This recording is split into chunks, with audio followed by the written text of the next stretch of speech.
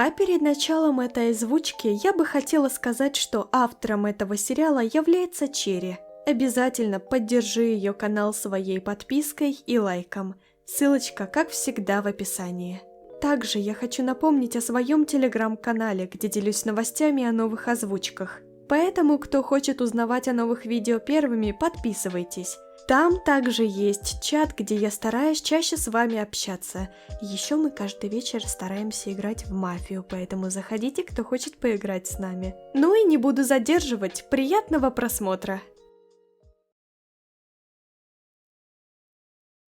В мире существуют такие родители, которые ненавидят своих детей. Я отвечу, да, существуют, мои родители. А существуют ли люди, которые не знают, что такое любовь? Да, существуют. Это я. Меня зовут Эми, маму зовут Селена, а папу Дэйв. Есть старший брат Дэн, но он уже живет отдельно от родителей, а я вот живу с ними. Давно. Мама, почему ты растолстела? Внутри сидит твоя сестра? Сестра? А почему она такая? Обычно же у сестер длинные волосы, руки и ноги есть. Это временно.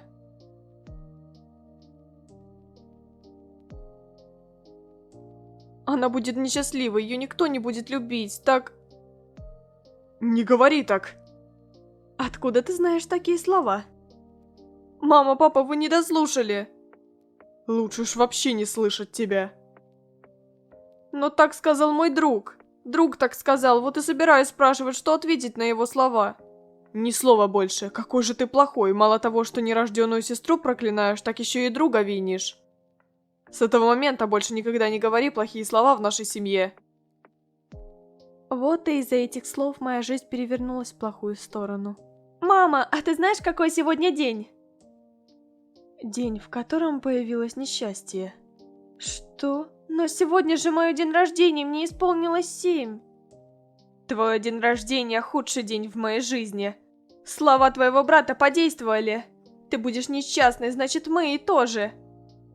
Ненавижу тебя. Хочешь отпраздновать, да? Тогда найди достаточно денег, тогда и поговорим. У нас было все великолепно, пока ты не появилась. Счастье, деньги, любовь и удача – все это было, пока ты не появилась. Не надо было тогда праздновать наш медовик. Не надо было напиваться, тогда и тебя бы не было. Не люблю я тебя, уйди с глаз моих. Еще и день рождения хочет отпраздновать. Пф.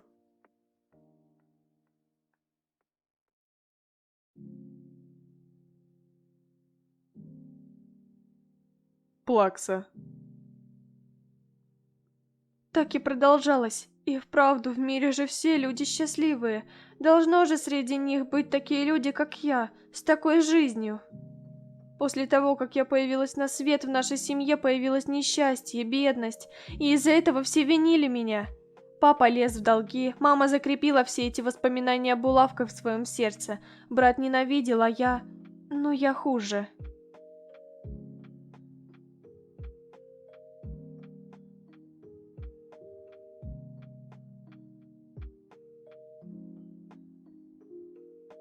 Через несколько лет. Дорогая, я получил зарплату. И что с того? Сумма оставшегося долга такая же. Ладно, давай закрывай свои долги, выложи все свои деньги, потом и будем месяц сидеть голодать. Свои? Так я же и задолжал, чтобы мы не голодали. Не ради этого. Ты задолжал, чтобы свою дочку накормить, задолжал всяким ясновидящим. Моя дочка? Ты же ее родила. Не говори мне про нее, слышать не хочу про нее, она мне не дочь. Через месяц. Семья, собирайтесь, мы пойдем на море. Долги свои не будешь закрывать? Так я уже и закрыл их. Стоп, что? Когда это ты так успел? То есть теперь ты получил полную зарплату? Конечно, дорогая. Мы пойдем на море? Нет. Ты не пойдешь, не дай бог еще в аварию попадем. А мне-то можно? Да, если ты будешь говорить хорошее. Ок. Так каждый месяц. Папа помог маме забыть все эти воспоминания, и в итоге...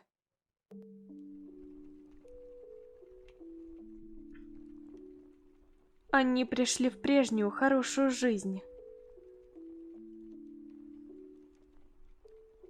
А я не вижу в этом ничего хорошего. Для меня все как обычно. В настоящее время.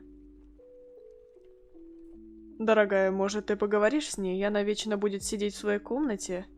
Милая, ты прощаешь меня? Наверное.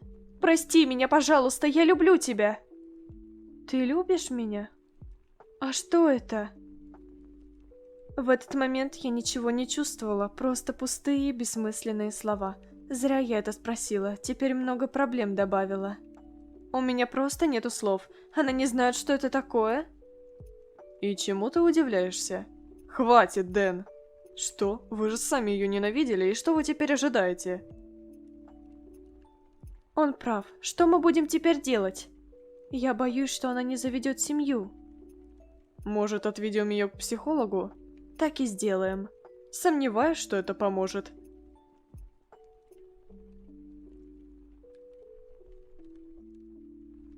По ее рассказам, она и вправду не знает такое. Я вам теперь советую провести с ней много времени, уделять внимание, но я сомневаюсь, что она почувствует это чувство. Просто какая-то дешевка. Мы и так уделяем ей внимание. Сказала то же самое. Может, пойдем к профессионалу? Ладно, но я ожидаю, что они скажут то же самое. Я увидела много психологов, они все делают то же самое, но из-за этого единственного у меня поменяла жизнь. Ой, все эти психологи говорили то же самое, я предполагаю, да? Да. Вот вам мой совет, я рекомендую ее с кем-то познакомить. Познакомить с таким человеком, который будет уделять ей внимание, показывать заботу и, главное, действовать. Даю гарантию, что из-за этого появится хороший результат, хоть и немногий. У вас есть знакомый свободный человек, попросите его за деньги или что угодно. А если вы не найдете человека, тогда я могу вам предложить несколько вариантов, но это будет стоить немного дороже. Спасибо вам большое, но не надо. Мы сами найдем человека, а если уж не получится, то придем опять к вам. О, Эми. Ты знаешь, что Питер на тебя глаз положил? Ты чё вообще ему глазки строишь, а? Отвечай. Разве меня это касается? Ты что, дура или нет? Он на тебя глаз положил, а ты ему глазки строишь. Он мне нравится, а ты вечно все портишь. Мало того, что зубришь, так еще и к моему крашу лезешь. Думаешь, ты лучше всех? Я не строю ему глазки, мне наплевать на него. Если уж он сам глаз положил, тогда и поговори с ним, а не со мной. Меня это не касается. Ах ты идиотка! Лесбиянки! Питер? Вот с таким хэштегом мне выложить эту фотку. Нет, Питер, ты что, шутишь? Я же твоя подруга. А чё у вас случилось-то? Да так, просто девчачьи дела. Я просто ради шутки так делаю. О, тогда я тоже пошучу. Отправлю я такое кому? Но, Питер... Уйди с дороги.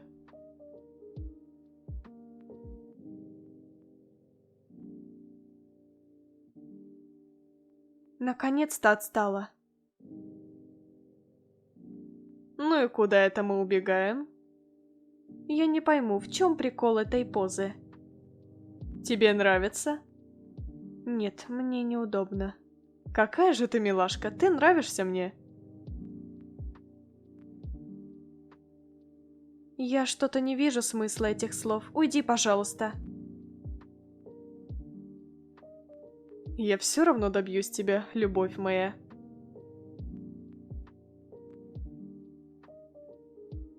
Ну и что случилось опять? Ничего особенного, Кейт опять жаловалась. Из-за Питера? Из-за Питера. Тебе это не надоело? Бесит немного, своими делами заняться не могу. Я вообще не держу Питера, пусть забирает. раз он тебя бесит, немного воспользуешься Питером, чтобы ее тоже немного позлить. Я не знаю, главное, чтобы она отстала. Книжку хочу почитать, к паре хочу подготовиться, но она, как всегда, ходит, вечно жалуется. Ты понимаешь, что Питеру нравишься? Нравишься? Это как? Ну, он вечно ходит за тобой, подкатывает, а тебе пофиг на него. Он даже сам признает. И что? Ну, делает, пусть делает. Не вижу тут ничего особенного, пустая трата времени. Что он получает, когда делает это все? Ты все больше и больше начинаешь нравиться ему. Ладно, все равно. Так ты согласна? Да, главное, чтобы Кейт отстала. Хорошо, я устрою это. Как дела в семье? Не очень, каждую неделю хожу к психологу. У тебя депрессия? Не особо. Сейчас начнется пара, идем.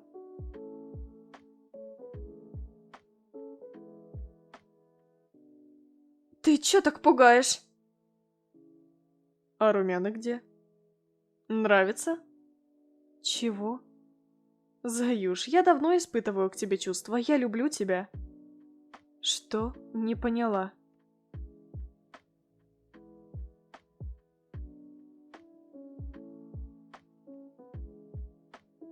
Я думаю, это слишком. Что ты делаешь? А ты знаешь, когда парень любит девушку, он должен сделать это обязательно. Не знала, я не думаю, что это обязательно. Нет, обязательно. Ты не должна отталкивать меня и не позволять мне поцеловать тебя. Из-за вежливости, этикета. По-моему, ты врешь. В книжке про этикета ничего не написано про контакты с губами. Я должна идти.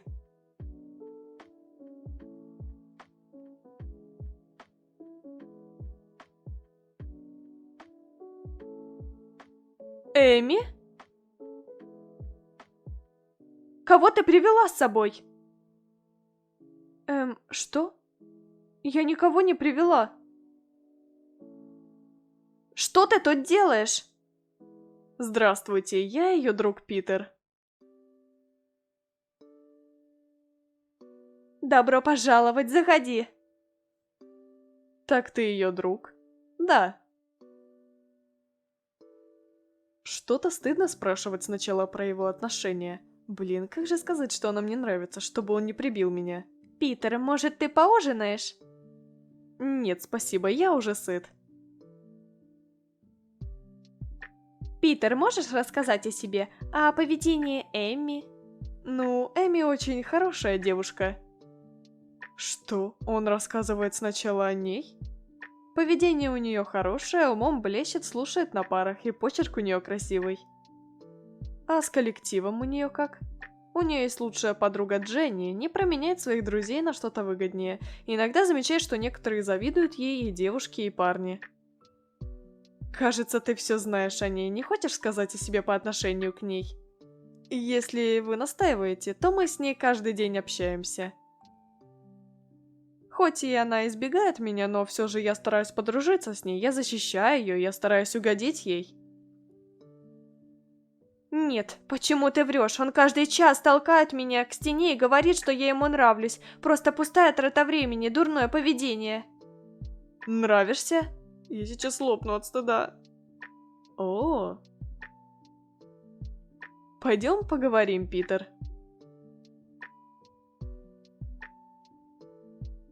Чему ты так довольна? Личные причины?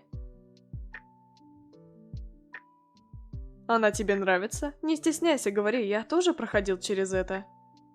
Надеюсь, вы меня не прибьете. Ну да, она мне нравится. Как долго?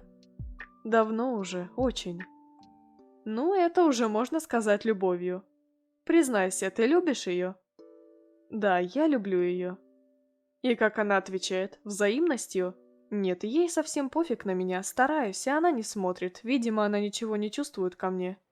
Слушай, есть одна причина, по которой она так делает.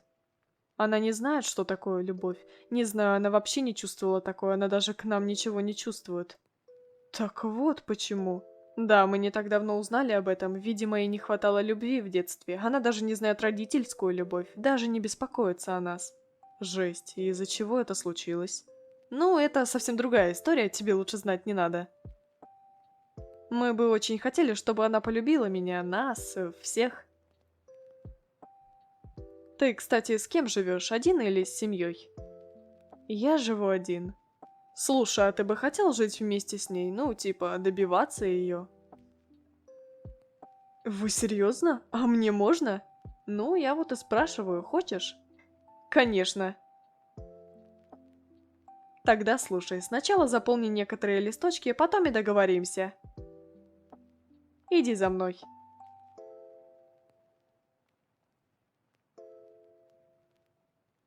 Собирай вещи, Эми.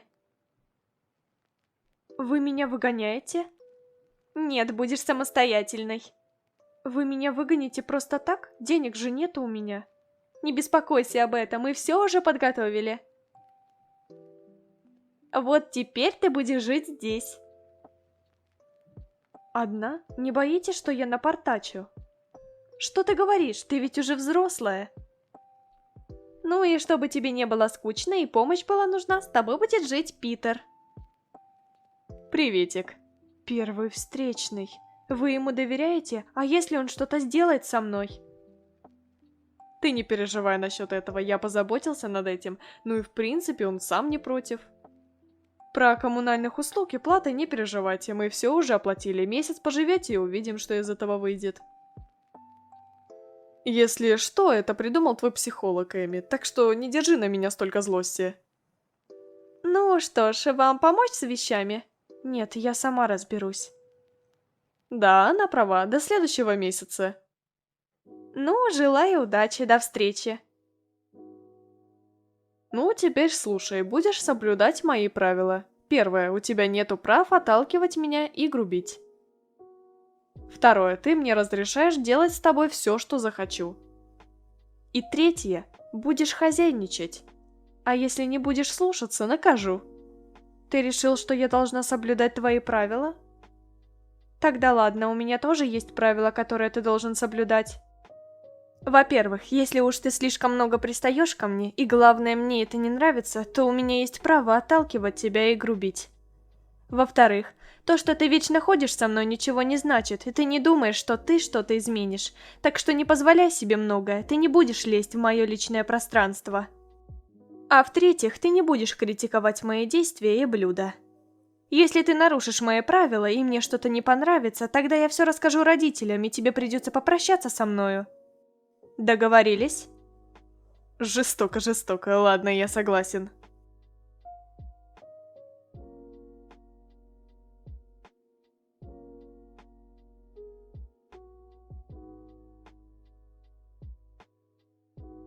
Я крут. Нет. Будешь хозяйничать. А он что будет делать? Я уже устала, попрошу его. Питер, помоги с вещами. Ты паришь?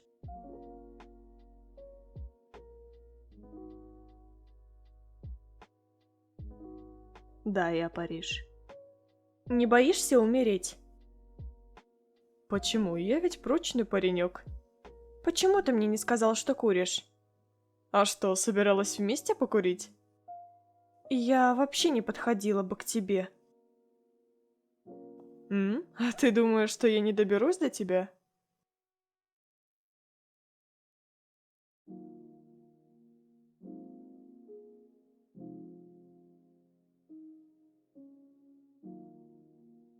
Знаешь, я не хочу заболеть, но ты, кажется, отвлекся, когда я тебе говорила свои правила. Прости меня, но сейчас будет больно. Сам виноват, надеюсь, ты больше не повторишь. Ай. Я задыхаюсь. Что? Стой прямо, дыши. Я не могу контролировать свое дыхание. Сам виноват, придурок. Попалась. Так это все просто цирк? Хотел узнать, любишь ли ты меня? Больше не делай так, а то если ты и вправду так заболеешь, помощи от меня не жди. А я-то реально побоялась. Беспокоилась за меня? Нет, я просто вовремя осознала, что проблемы появятся, так что быстро действовала.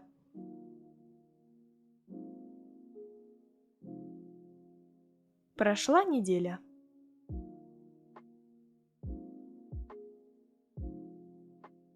Эми, просыпайся, сейчас идет важная лекция. Я знаю, я не могу контролировать свой сон. Ладно уж, как хочешь, спи, я дам тебе потом.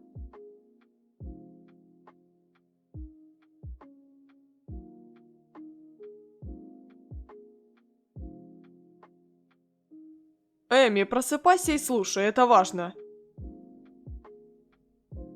Ну, говори, я замечаю, что это началось недавно.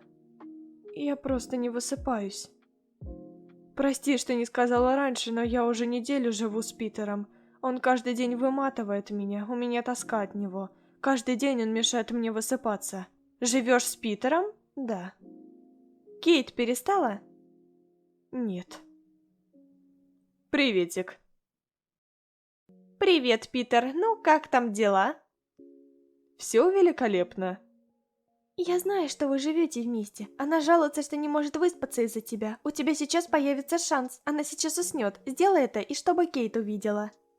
Разве тебя беспокоит Кейт? Знаешь, она меня тоже бесит. От моего плана и мне, и ей станет хорошо. Понял. Привет, Питер. Проводишь меня до дома? Черт, нафига ты пришла? Что? Ну, Питер... Дженни, я пошла к родителям. Пока. Ё-моё, Кейт, ты серьезно? Прости, Кейт, но ты выглядишь как швабра. Ты думала, что соблазнишь меня таким видом? Очень умно придумала. Мама, я уже не могу. Я устала от него. Пожалуйста, можно пожить тут недельку?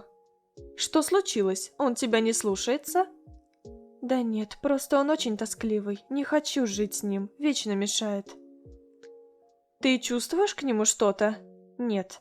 Ну, подожди еще немножко. До конца осталось всего 3 недели. Пожалуйста. Ты серьезно, мам? Я не выношу его. Пожалуйста. Ладно, все-таки вы делаете это ради меня. Но если когда-то у меня появится депрессия, и я сделаю вот это, тогда вспомни свои слова, и ради чего ты это делаешь. Что ты говоришь?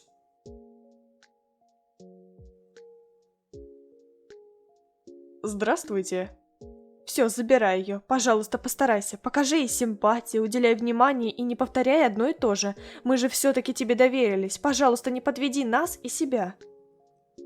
Я же стараюсь, но у нее скверный характер, ей ничего не нравится. Ну, попробуй другие методы. Ты тоже попробуй вести себя так, как она. Главное, пожалуйста, пусть у нее появится это чувство. Хорошо, я постараюсь.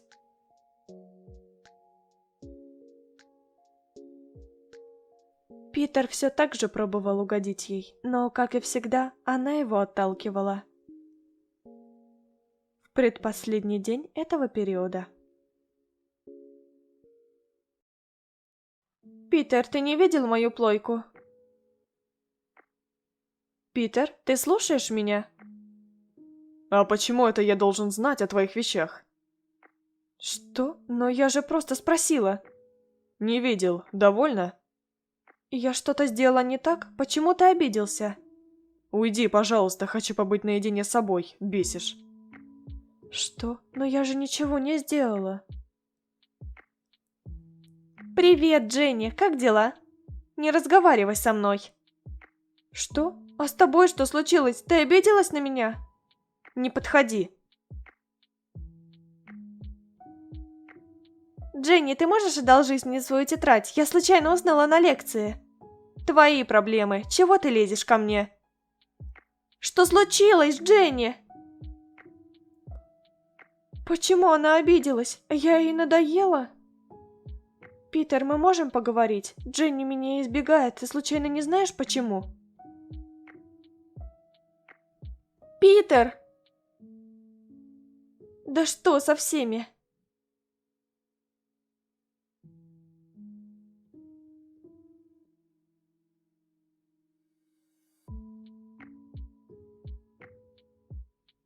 Общается со всеми, но не со мною. Появилось чувство тоскливости. Все так хреново, хочется заплакать. Дженни, в чем проблема? Скажи, пожалуйста. Вечером дома. Питер, как твои дела? Почему ты и Дженни меня избегаете? Дженни тут ни при чем. Но хочешь знать мою причину? Хотелось бы.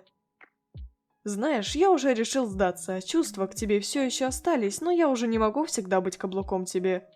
Да, конечно, я тебе не нравлюсь, но ты тоже подумай, мне тоже обидно. Тебе сейчас обидно из-за того, что мы себя так ведем, так ведь? А я ведь каждый раз чувствую себя так, как ты сейчас себя, когда ты вечно меня отвергаешь. Я страдаю каждый раз, когда ты меня отшиваешь, понимаешь? А теперь я пошел, я обиделся на тебя. Чувствуют себя так, как я сейчас. Все-таки быть отвергнутым неприятно, я только что это поняла. Я себя чувствую так только сейчас, а он каждый раз, когда я отвергаю его. Мне стало стыдно. Но все же я должна извиниться, неприятно быть отвергнутым. Может, он мне поможет помириться с Дженни? Дженни, но почему? Прости меня за это, но хочу сказать... Ненавижу тебя. Ненавижу тебя. Эти слова, когда я услышала это, сразу вспомнила про маленькую себя.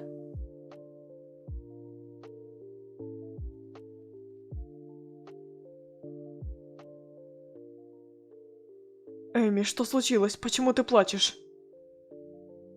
Она ненавидит меня.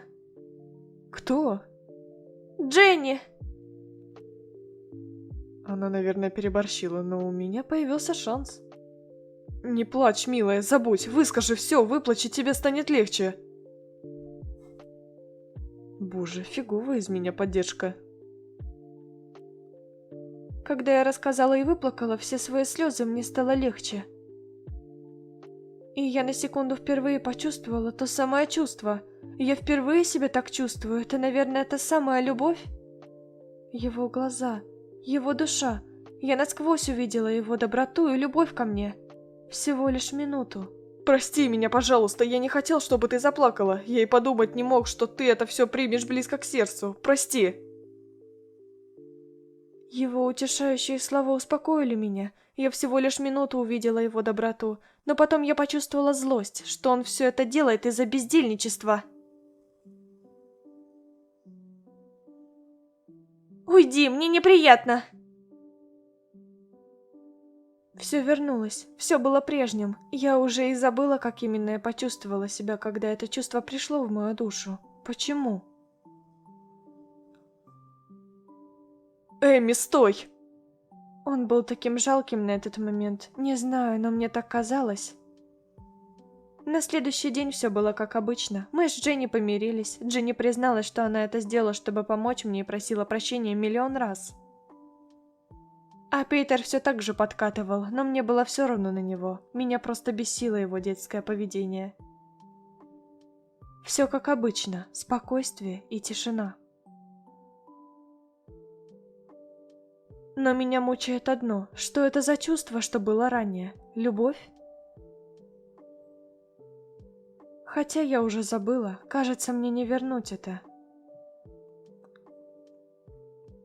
С возвращением, Эми! Ну, как все прошло? Он не обижал тебя? Нет. Он тебе понравился? Ты почувствовала симпатию?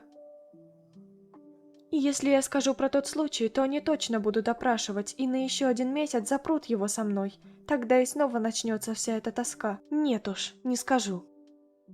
Одним словом, нет, его поведение было похожим на ваше. Мне даже казалось, что я живу не с ним, а с вами. Он мне знакомый человек, так же, как и вы. Ты мама и ты папа. И все остальные люди, вы все мне одинаковы.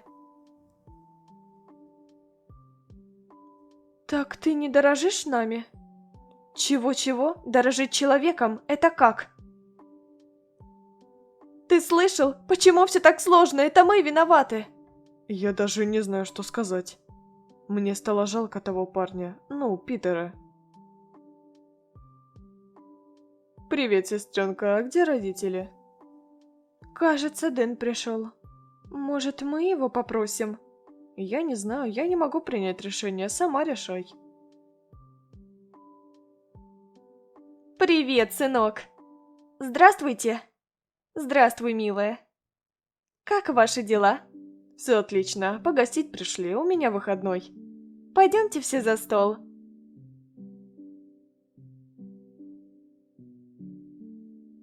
Я наелась, спасибо. Приятного вам аппетита.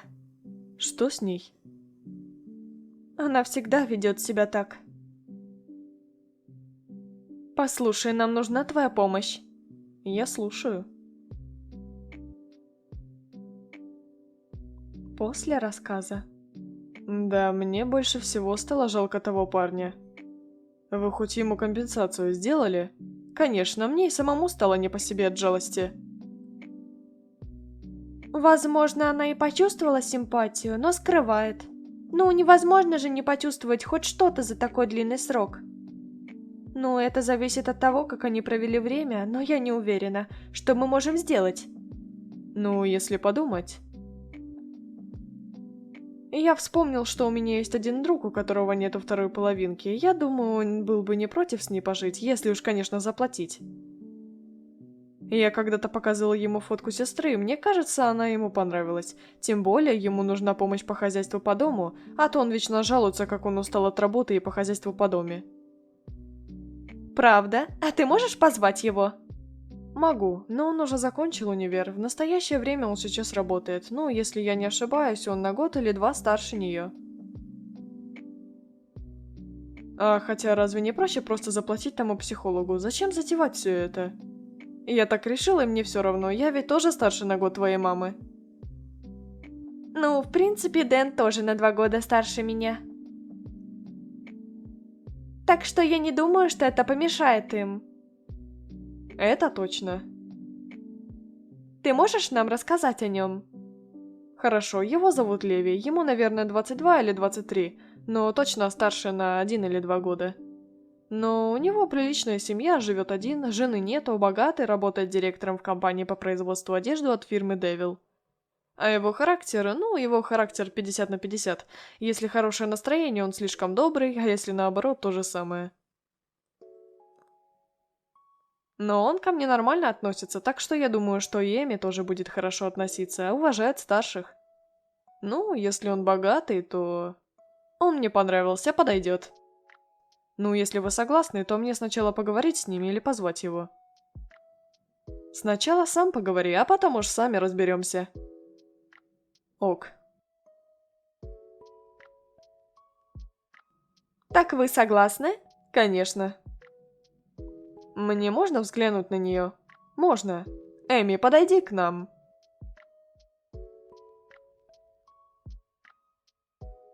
Что?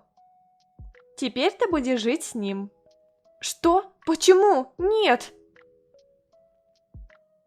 Мы уже все решили, так что отказываться нельзя. Собирай вещи, Эми. Да, не будешь же ты слушаться родителей? Он давит на меня? Ладно. Мы будем приходить к вам. До встречи.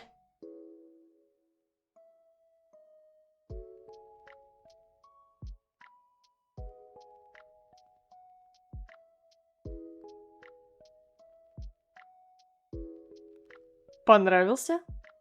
Да. Ну так, слушай, в моем доме есть свои правила. Ты будешь жить в моем доме, так что ты должна соблюдать мои правила, поняла? Поняла, но я не из-за бедности, жалости или в чем-то другом согласилась жить с тобой. Только ради родителей. Я ведь должна слушаться их. Было бы грубо, если бы я отказала им. Ты сам согласился взять меня, а так я была бы против. Так что не позволяй себе многое, воспользовавшись своим фактом, это мой дом. Ля, какая же ты хитрая. Ладно, слушай.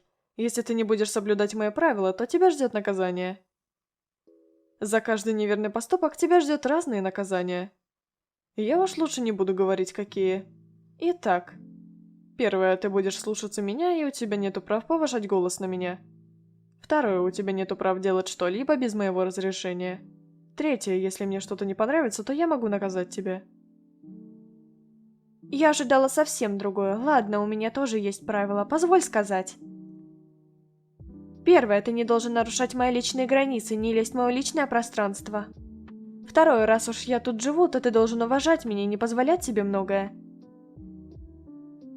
Третье, я сама знаю, что мне делать. Если ты меня ударил, то я тоже могу. Если что, я бью сильнее. Ох, какой же ты умный ход. Мне аж стало смешно. Раз уж все уже решено, тогда я предлагаю не изменять правила и соблюдать их. Договорились? Да, договорились. Как ты знаешь, у нас у обоих не упоминается про дистанцию. Еще один бездельник. Ты прямо как Питер. Как кто? Питер, кто это? Хотя неважно, потом узнаю. Как я понял, ей не нравится такое, или вообще ей это безразлично. Ну, по ее поведению, ей точно такое не нравится. Раз мне доверились, и я сам согласился, то я должен помочь ей. Ох, как же ей сложно жить так, жаль ее. Я должен придумать план. А хотя... У меня есть одна идея, попробую ее. Это должно и помочь, я уверена 100%. Эмма, тебе помочь с вещами? Я Эми. Нет, спасибо, сама справлюсь. Ну ты чего, ты же девушка, еще слабенькая, а я как джентльмен должен помогать тебе. Давай сюда, а ты иди отдохни, осмотрись. Я же сказала, не нужно. Так, хватит, я же сказал уйти, слушайся меня, ты соглашалась. Ладно, хорошо, только ничего лишнего не делай. И да, приготовь ужин, я проголодался. Хорошо.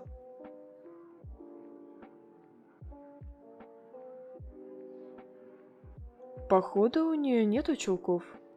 Интересно, она никогда не соблазнила парня? А в клуб она вообще ходила? А она нормальная такая девушка, надо было пойти с ней туда когда-нибудь. О чем это я думаю? Надо придерживаться на главном. Интересно, чем она занимается? Надо проверить. Эми, ты приготовила ужин? Дай попробовать. Осмотрела дом? Как тебе? Да, большой он у тебя. Дом. Я рад. Застели стол. Я сейчас приду, руки помою. А ты не будешь есть? Или все же таки собираешься валить, ожидая, что твоя еда мне не понравится? Нет, я уже наелась. Спокойной ночи. Эй, а у нас не должен был быть совместный ужин?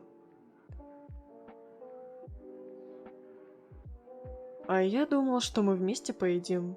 А она мне так снизила шансы. Капризная штучка. На следующий день. Эми, доброе утречко. Тебя подбросить до универа? Нет, спасибо. Я уже договорилась пойти с подругой. Потом. Ну ты чего, позволь мне проявить впечатление. Все-таки мы же впервые познакомились. Нет, я тебя еще недостаточно знаю. Окей, тогда позволь мне представиться. Меня зовут Леви, я очень хороший парень. Если тебе что-то нужно, то обращайся ко мне. Работаю директором компании по производству одежды от моей фирмы Devil. Если ты нуждаешься в деньгах, попроси меня.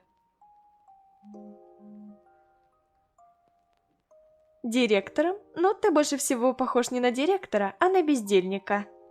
Чего-чего? Ты, наверное, всех в мире директоров представляешь как грамотных клоунов, одетых в деловых костюмах. Я не про твой внешний вид, а мое представление о тебе. Мне кажется, ты тот еще бездельник. Тебе это кажется? Ладно, буду игнорировать.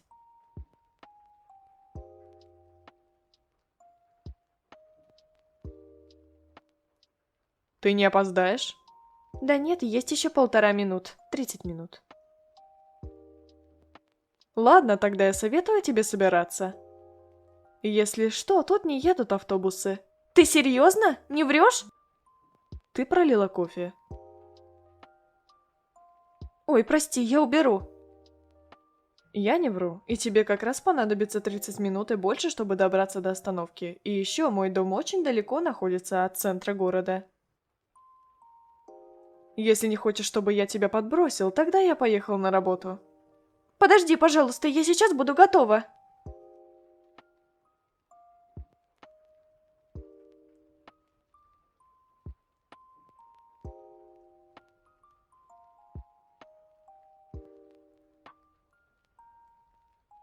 Спасибо.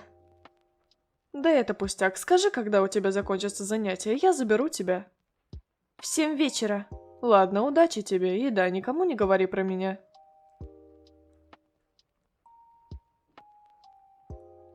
Приветик, неужели твой папочка привез тебя? Что? Нет, просто родители все это устроили. Опять какой-то бездельник, как Питер. Понятно. Привет, Эми, как дела? Ты не обиделась на меня? Привет, нормально. Нет, я не держу на тебя обиды. Я рад. Кстати, ты обычно приходишь пешком от остановки до универа. Мистер Дэйв подбросил тебя? Разве тебя беспокоит, как я прихожу в универ? Что? Ну я же просто спросил. Кажется, у тебя появился соперник. Купи тачку, бездельник. Питер, не переставая спрашивать про тот случай, не давал ей покоя. «Почему тебя это так беспокоит? Ты обычно не давал мне покоя своими приставаниями, а теперь и допросом решил меня убить». Эми, слушай, пожалуйста, пойми, я тебя люблю, и меня обязательно будет беспокоить это. Неужели ты себе нашла парня? Заменила меня? Чего-чего? Я понимаю, это был твой богатый парень. Ты любишь его? Чего? Любишь? А что это? Не притворяйся, пожалуйста, он твой парень, так ведь? А ты уверена, что он тебя любит? Ты стала его девушкой только из-за денег, да? Разве парни не выбирают из-за любви, а не из-за богатства? Я не понимаю, что ты говоришь. Эми, прости меня, пожалуйста. Ты, наверное, мне мстишь из-за этого случая. Почему ты не понимаешь? Я же люблю тебя, а ты больше и больше заставляешь меня страдать. Почему ты не выбираешь меня? Я же тебя люблю.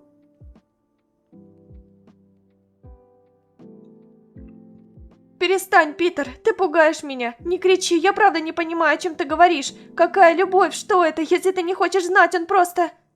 Питер, отпусти ее. Отпусти и иди отдохни.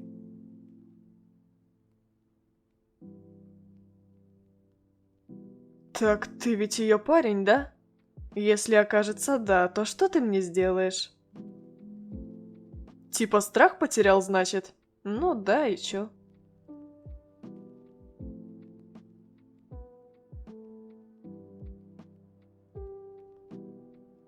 Эми, подружка моя, иди ко мне.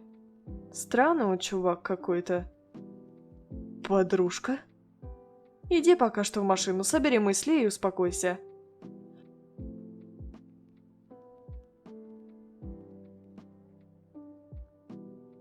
Я думаю, тебе надо успокоиться, Питер. Дружок, ты ведь еще молодой, не такой старик, как я. Тебе еще рано так мучить девушек. Точнее, вообще нельзя. Если ты ей просто друг, то почему она не сказала это? Это она так решила, она сама знает, что и кому рассказывать. Больше не делай так, если ты ее любишь. Оказывай ей доброту, и все, она твоя. У меня вообще-то есть жена, так что хватит меня подозревать, как ее парня. Но я же ее люблю, она должна была сказать.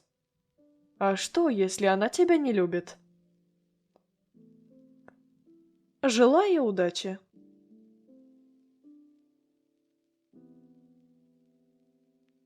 Дома у Леви. Спасибо тебе. Не надо благодарности, я ведь так джентльмен должен защищать тебя. Да, просто за меня впервые кто-то так заступается. В детстве такого никогда не было.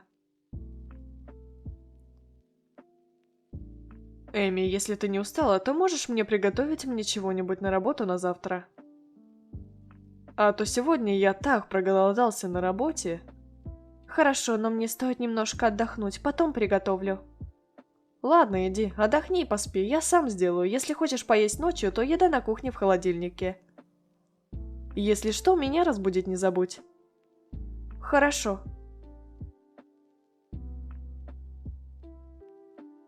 Кажется, я сегодня не провалился.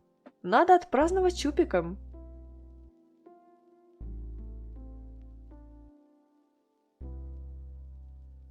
Но зря я сказал, что сам приготовлю. Мне так лень, и я устал.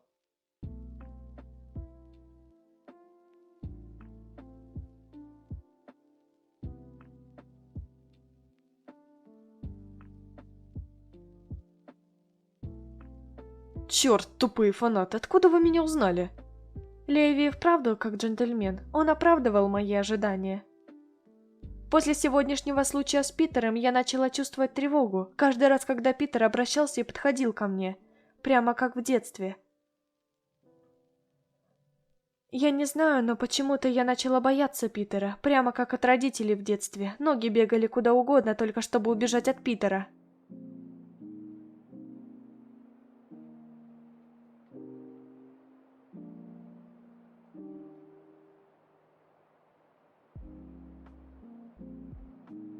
Эми, давай поговорим.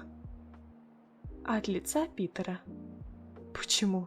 Почему она избегает меня? Я ведь не кричал на нее, не бил, а она избегает меня, как будто я сделал ей именно такое.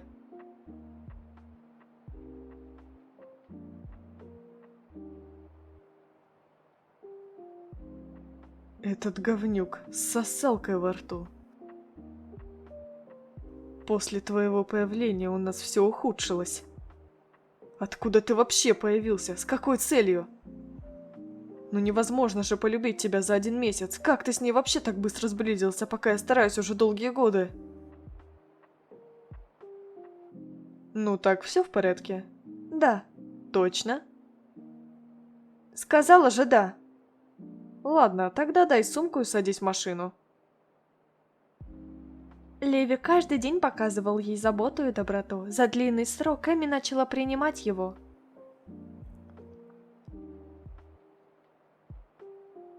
Через месяц. Суббота.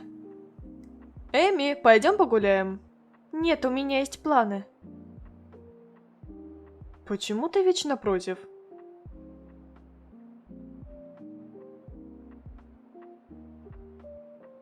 К чему ты готовишься? Собираюсь устроиться на работу, официанткой на юбилей. Что это за работа такая? Зачем? Просто через неделю моя подруга собирается устроить вечеринку и в свой день рождения. Подарок хочу ей купить, ну и на платье накопить. Стоп, платье? Ах ты моя дурочка, а меня бы не смогла спросить. Я же сказал тебе, если тебе что-то нужно, обращайся ко мне. Мне было стыдно спрашивать у тебя денег, так как ты каждый день подвозишь и забираешь меня из универа, тем более ты недавно заступился за меня, я это ценю. Идем, собирайся, сначала купим тебе платье и потом подарочек. Не обязательно, я сама справлюсь. Я же сказал тебе слушаться меня, ты меня обижаешь со своими отказами. Идем. Леви привел Эми в главный торговый центр по продаже одежды от популярных брендов. Там Леви купил ей одно красивое платье от своей фирмы, и потом они купили подарок для Дженни. Вот смотри, вот это и будет подарком твоей подружке. И сколько оно стоит? Да это просто какая-то дешевка как платье, хотя неважно. Ты просто думаешь, что я тебе это подарил, не зацикливайся об этом.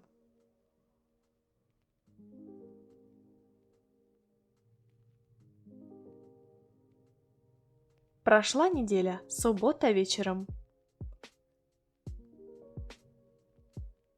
Очень красиво. Спасибо.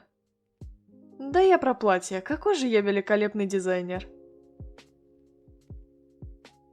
Ладно, я пошутил, ты так красиво выглядишь.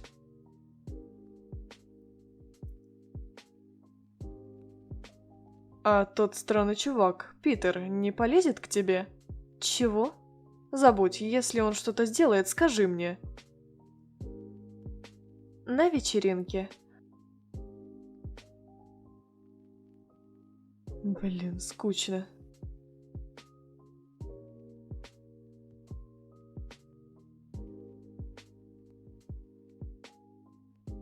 Я не буду это комментировать.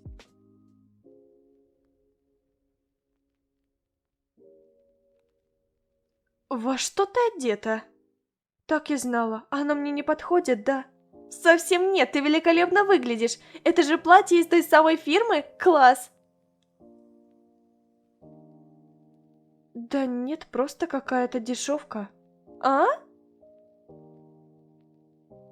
Кстати, поздравляю тебя с днем рождения. Вот подарок. Спасибо, Эми, это очень мило с твоей стороны. Я пойду положу его.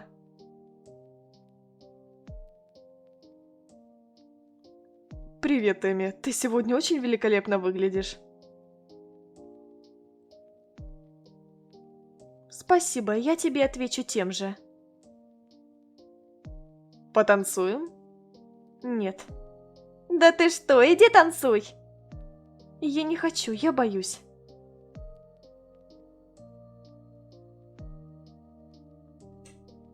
Вау! Наша однокрупница так соблазнительно выглядит. Красотка. Соблазнительно. Ты нагрубил мне? Нет, просто ты мне понравилась. О, наша Эми теперь привлекла внимание парней. Так, слушай, Майкл, иди нафиг отсюда. Ты чё, дебил?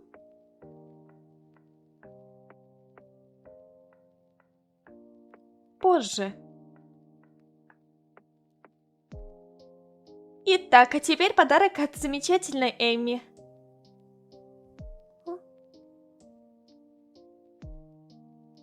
Это же сумка из той самой фирмы? И? Это же та сумка из Devil! Дженни, я тебе завидую, у тебя такая классная подруга! Спасибо тебе, Эми! Я об этой сумке так долго мечтала! Откуда у тебя столько денег на эту сумку?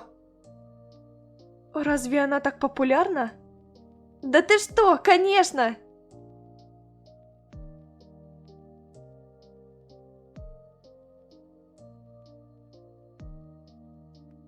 В конце вечеринки. Дженни, я уже не хочу, я устала. Нет, давай идем на танцпол и зажигать. Я не хочу пока. А ты не боишься, что кто-то меня похитит? Она очень пьяна. Я тоже думаю, что тебе пора идти. Как она мне сказала, ты далеко живешь? Да.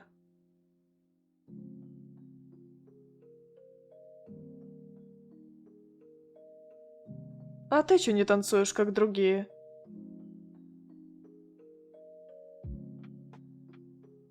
Я стесняюсь, боюсь.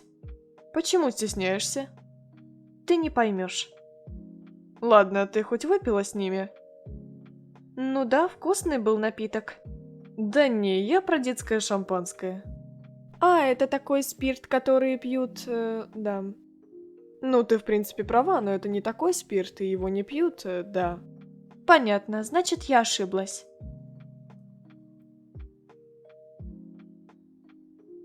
Ну, это, можно так сказать, пищевой спирт, и его пьют все люди, когда развлекаются на вечеринках. Может, пойдем в клуб, как раз попробуешь этот напиток. В клуб рисования?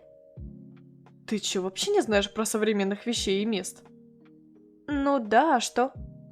Мощь прожить 20 год в жизни и не знать, что это такое. Пойдем тогда туда.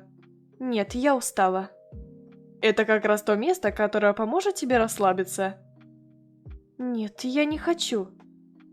Я тебе не прошу, а приказываю, договор еще в силе, знаешь ли.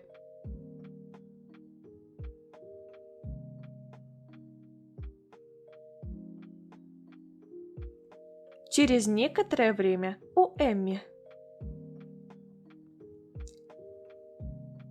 Я устала и замерзла. Когда он придет? Дождь начался, я еще сильнее замерзну. Я больше так не могу сидеть и ждать его. Лучше пойду поищу его, все равно, если промокну.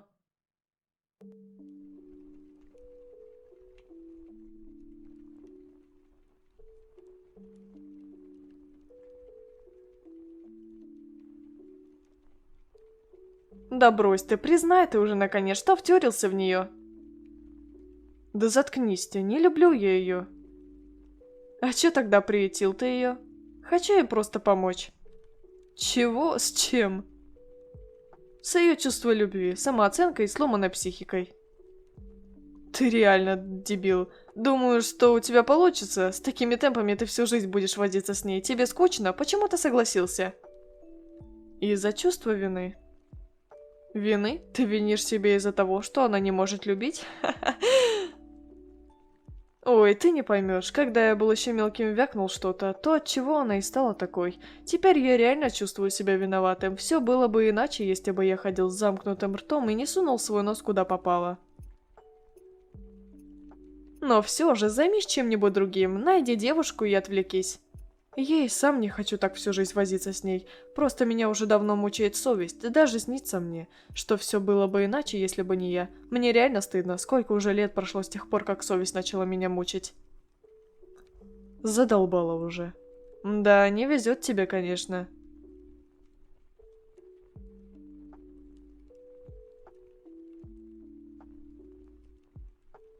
Блин, вкус у тебя, конечно, хреновый, получше не мог найти? Окей, сори. Пока ты там старался впечатлить ее, я уже нашел еще лучше. Ну?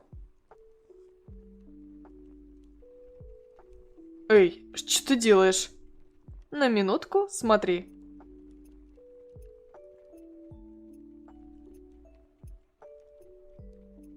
Вау! А она нормальная такая девушка, как зовут-то? Эмми. Сдуреть решил? Помешать мне собрался? Не хватало еще и твое присутствие. Дай мне сначала покончить с ней с совестью, потом и играй с ней сколько хочешь. Покончить со мной? Ладно, задолбался я слушать твои жалобы. Идемте. Эй, это же та Эми, которую ты показывал? Ну да, вроде она. Ё-моё, она так офигенно выглядит. Эми?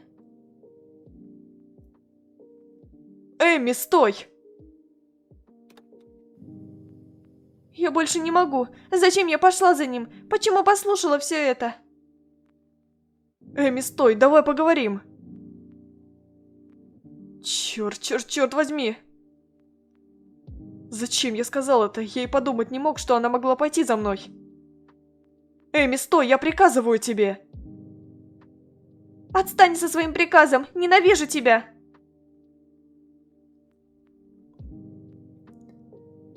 В этот момент я бегала, никуда не глядя. В моей голове ничего не было, кроме его слов. Пожалуй, это самое худшее, что со мной произошло. И почему же я пошла его искать? Ненавижу себя за это. Просто ненавижу.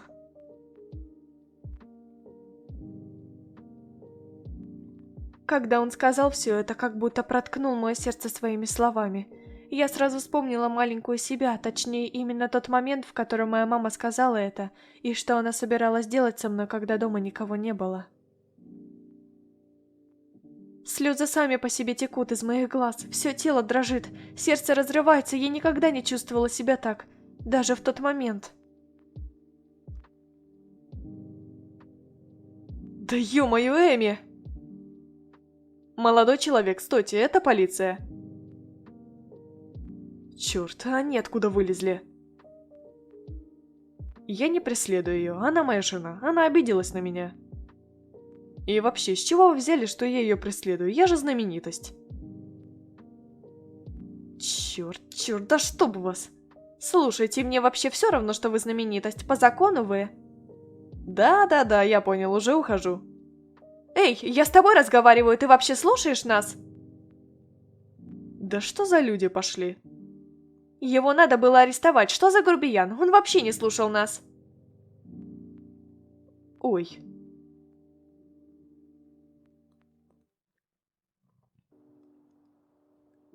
Черт, и как мне найти ее? Боже, пусть с Эми ничего плохого не случится. От лица Леви. Если бы не эти клоуны с сиреной, то я бы догнал бы ее. И что теперь будет? А если все ухудшится? Черт, она уже явно рассказала все родителям. Я все больше и больше виню себя. Ёпрасоты, зачем же я сказал это? Хотел улучшить этот процесс, а в итоге ухудшил ситуацию. Не надо было заставлять ее пойти в клуб со мной. С своим капризом так и сидела в машине, ожидая меня. Блин, и как мне теперь все исправить? Мне надо придумать план.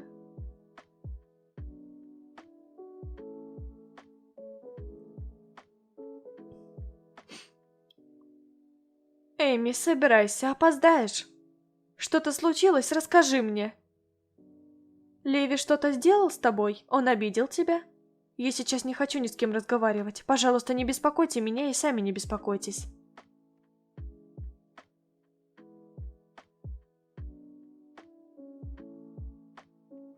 Эми, у тебя что-то болит? Пожалуйста, не беспокой меня, я не хочу сейчас ни с кем разговаривать. Ладно, как скажешь, я не буду тебя мучить. Но все же постарайся не быть жалко передо мной, а то я не хочу видеть тебя грустной. Хорошо. Привет, Эми, как дела? Стой! Кажется, у нее что-то случилось. Видно по ней, что она не хочет разговаривать. Так вот оно что. После занятий Эми пошла в дом Леви, чтобы забрать свои вещи. Каждый день родители спрашивали, что со мной случилось. Каждый раз, когда они спрашивают, что у меня случилось, я начинаю нервничать. На самом деле я не хочу, чтобы об этом узнали хоть кто-то.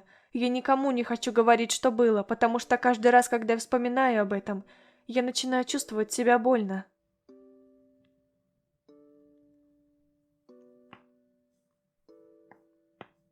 «25 мая. Последний день в университете. Раз уже настал этот момент, я предлагаю сходить куда-нибудь отпраздновать». Ну, мне немного грустно. Теперь придется работать, точнее, сначала найти работу. Ну, тебе во всех условиях придется найти работу. Я буду удивлен, если ты не найдешь работу, и буду думать, а не найдешь ли ты работу на всю жизнь, не то, что это подработка за лето. Ой, да заткнись ты, не проклинай меня.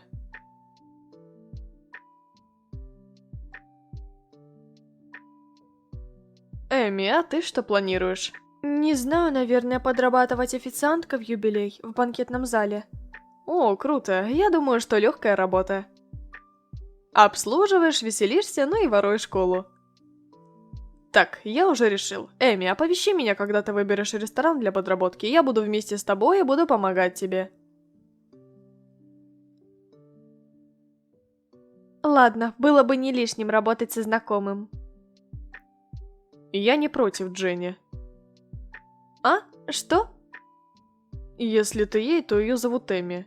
А, я поняла, вы сразу сменили тему, как я предложила идею с вечеринкой. Не хотите скидываться, да? А я думал, что ты поняла мой ответ, меняя тему. Я против, мы тут зарабатывать собираемся, а не обанкротиться. Да, Дженни, я думаю, верным решением идти работать. Ты же знаешь, сколько уходит на вечеринку. Дженни, Питер, если вы так богаты, то устройте все это, а потом и пригласите нас на пати. Я пойду, если Эми согласится. Я не знаю, наверное, нет. Тогда ладно, зато я все равно буду вместе с тобой, верно? С какого момента тебе хочется быть вместе с ней? Ну, это твоя вина, что ты только сейчас это заметил. Так, хватит, парни. Тогда я придумала еще один способ быть всем нам вместе. А давайте мы все устроимся официантами в одном ресторане. Я думаю, в будущем что-то придумаем и будем получать компенсации. Ха-ха, крутая идея. Мы все вместе будем выводить администратора. Ну, я не против, но я точно ожидаю, что кто-то один будет против, ведь не всегда в компании все придерживаются одного мнения. И я против. Ха, говорил же. Да пофиг, и без него справимся, лучше давайте в последний день прогуляем. Я не советую. Знаете, студента, который поступил на грант, выгоняют сразу же из университета за прогул, а студента с платой нет.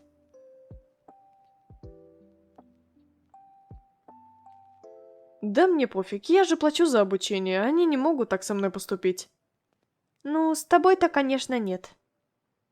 Я согласен с Эми, идемте. Тогда решено. Завтра будет выходной. Завтра встречаемся в 9 часов утра перед университетом. Ладно, окей, хорошо.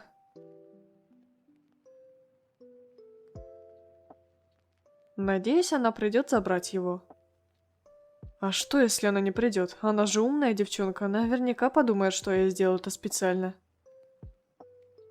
Хотя уже поздно, эта вещь теперь у меня. Лучше вообще мне надо было тогда идти на работу, или же вообще надо было затыкать рот в клубе тогда. Ненавижу свой рот.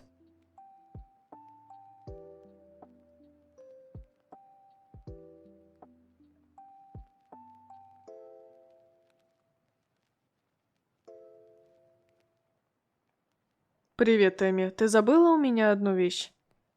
Интересно, и когда же ты нашел его? Надеюсь, не после того случая? Ой, да, спустя столько месяцев я все же решил убраться в комнате, где ты жила. Вот и под хламом, точнее под занавесками, нашел твой дневник. Дневник? Почему ты врешь? Я этот дневник себе в сумку положила. Почему украл? Да, но разве потом ты не достала его и писала там, например, хорошие моменты со мной? И когда я неожиданно зашел в твою комнату, ты туда и спрятала.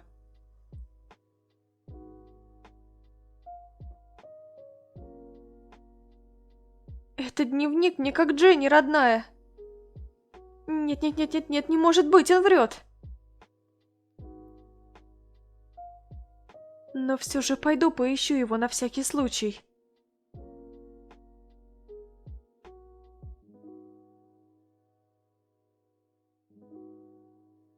Привет, Эми.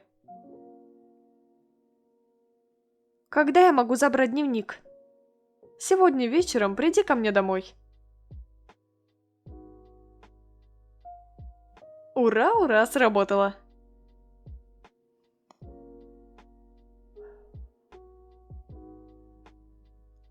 Привет, Эми, давай поговорим. Давай сюда дневник. Надеюсь, ты не прочитал его. Я дам тебе дневник после того, как мы поговорим. Эми, прости меня, пожалуйста, что бы я ни делал. Когда ты услышала то, от чего тебе стало больно, я имел в виду, что покончу со своей трусливостью и уже сделаю первый шаг, чтобы понравиться тебе. Я бы объяснил бы им точнее, но в то время я был пьян и не мог правильно довести свои мысли. Ты знаешь, что когда люди выпивают алкоголь, то они пьянеют, тем самым превращаются в животных и не понимают, что делают. Вот что. Я не поняла. Ой, ладно, ты хочешь понять? Да, только дай дневник. Хорошо, тогда давай я тебе спрошу честно. Какие моменты со мной тебе были приятными, искренними? Только скажи честно, не стесняйся. Моменты, которые мне были приятными и искренними? Да. Ну, те моменты, когда ты подвозил и забирал меня из универа, заступался и помогал мне. И? Ну и тот момент, когда я поняла, что ты купил мне дорогое платье и сумку в день рождения моей подруги. Хочешь, чтобы я продолжал это делать? Какой смысл в том, чтобы дальше вместе жить с тем человеком, который обидел тебя? Ты просто забудь это и вспоминай хорошие моменты со мной, потом и простишь меня. Дай лучший дневник, и мы разойдемся. Да, только я сделаю кое-что. У тебя что-то в волосах я уберу. Боже, что я собираюсь делать?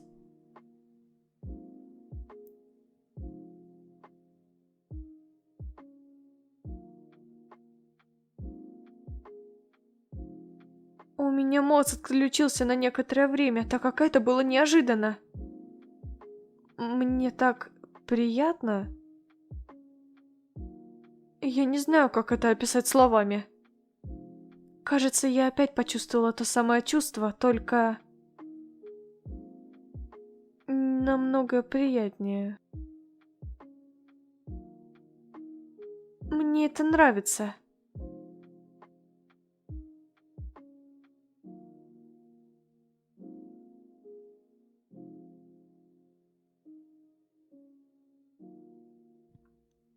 Что это было?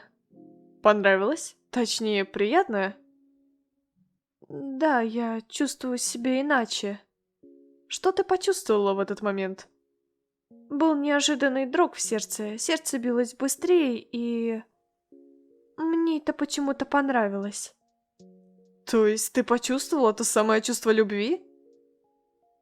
Вроде того. Я чувствую себя так уже во второй раз. Но я так и не поняла, что такое любовь. А в первый раз когда было? До встречи с тобой, с Питером. Неужели я отдал свой первый поцелуй той, которая уже целовалась? Что? А вы с ним целовались? Чего? То есть вы прикоснулись губами? Нет, это долгая история. Но я так и не поняла, что такое любовь. Давай я тебе покажу, что это, только ты простишь меня? Я уже и забыла, зачем я пришла сюда. Дай дневник, хочу его использовать. Я дам тебе дневник, но ответь, тебе понравилось то, что я сделал только что? Мне было приятно, когда ты сделал это. Я хочу еще повторить.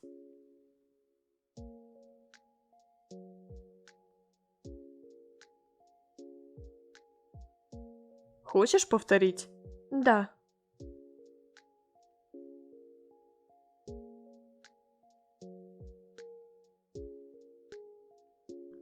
От лица Эми. Опять я почувствовала себя так. Неужели это и есть любовь? Мне так нравится это, я как будто таю. Намного лучше, чем тот момент с Питером.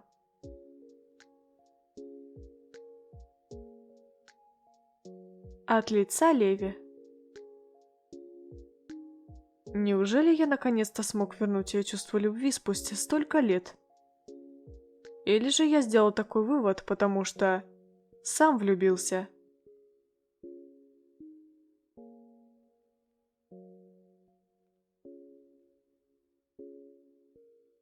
Ой, блин, почему сейчас? Это твоя мама.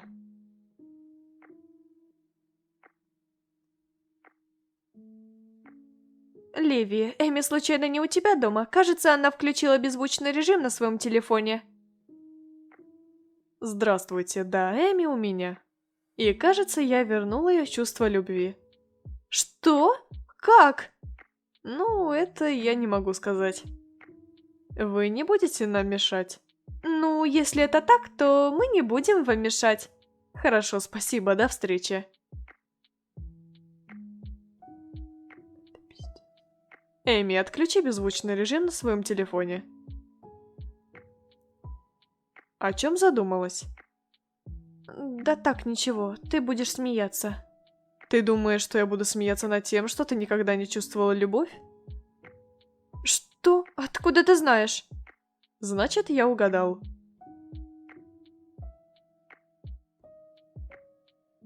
И как долго ты знаешь? Знаешь, у меня очень хорошая фантазия, но я просто подумал такое. Не могу ей признаться в причине ее незнания любви.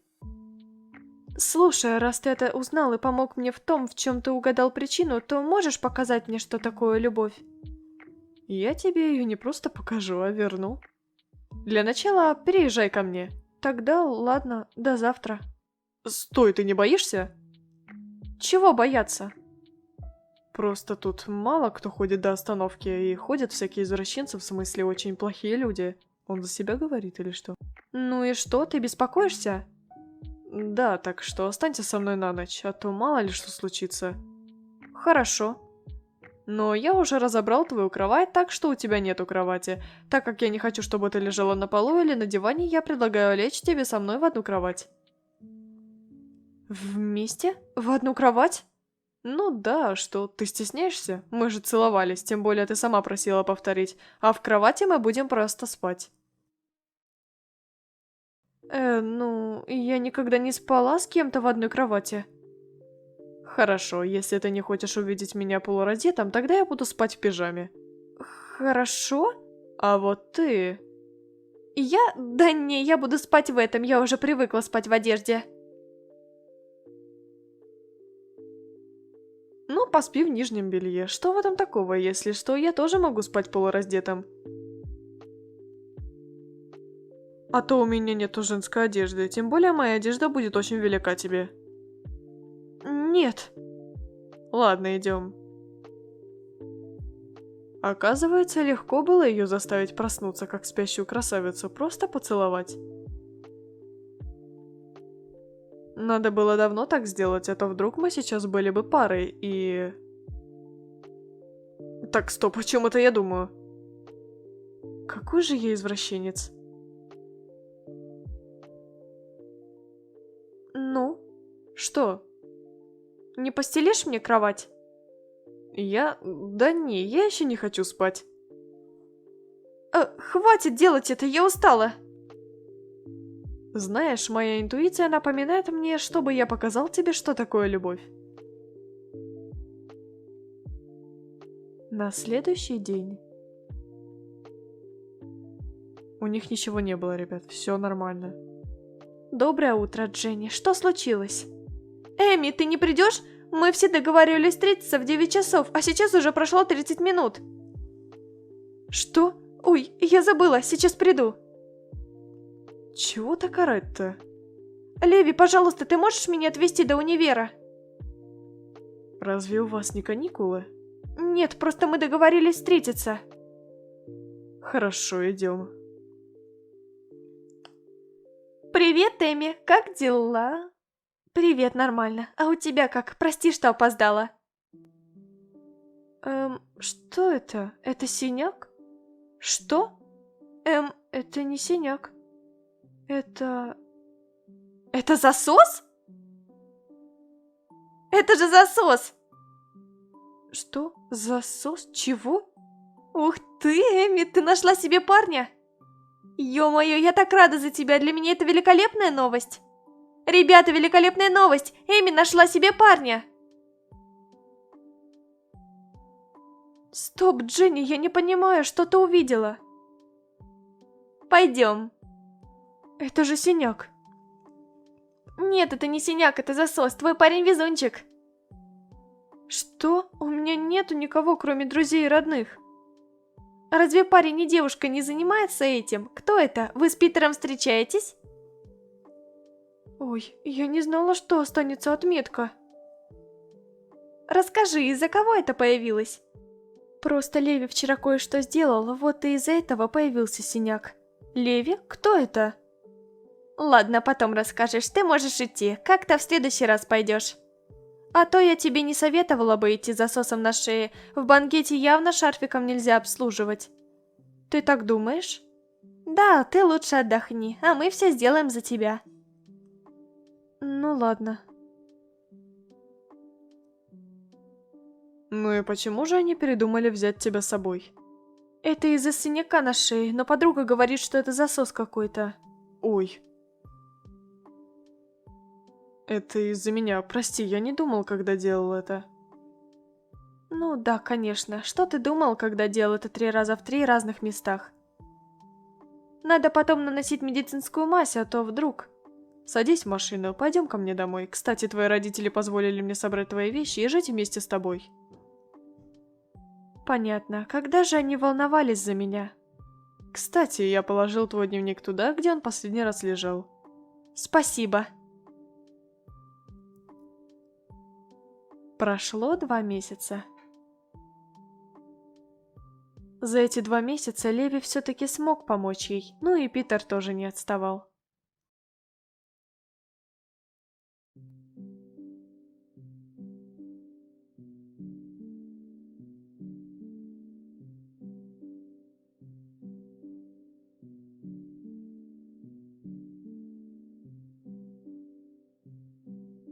Она обожглась. В следующий раз будь осторожнее. Какая же ты у меня трудяга, сегодня лучше отдохни. Спустя 2 месяца. Блин, каждую минуту я думаю только о ней. Неужели я и вправду влюбился в нее? Не думал я, что после того, как все испортил, улучшил ей жизнь. Ей наверняка вернул ее чувство любви, я ожидал, что помочь ему, в итоге расходимся, но нет. Эми, сделай для меня кое-что. Узнай в интернете, что такое влюбленная парочка, пожалуйста. Ну, хорошо. Все, теперь я думаю, что она ничего не испортит. Позже. Эми, ты сделала то, о чем я тебя просил? Да, теперь я поняла, о ком Дженни говорила в тот день 26 мая. Понятно, спасибо. Я хочу кое-что сказать и задать вопрос. Знаешь, когда я встретил тебя, не думал, что такой звезда, как я, влюблюсь в тебя. Что? Ты будешь моей девушкой? Девушкой? В интернете говорилось, что у влюбленной парочки чувства взаимны. Парню взаимны чувства девушки, а девушке чувства парня. Но взаимны ли его чувства мне? Я думаю, да. Думаешь? Да. Понятно. Ты любишь меня? Твои чувства взаимны мне? Да, взаимны.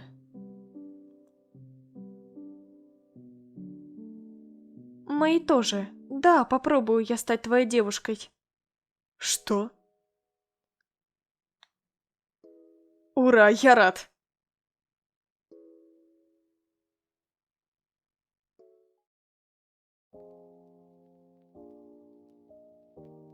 Питер, ты не будешь одеваться? Примерно через 20 минут начнется банкет. Что-то случилось? Нет.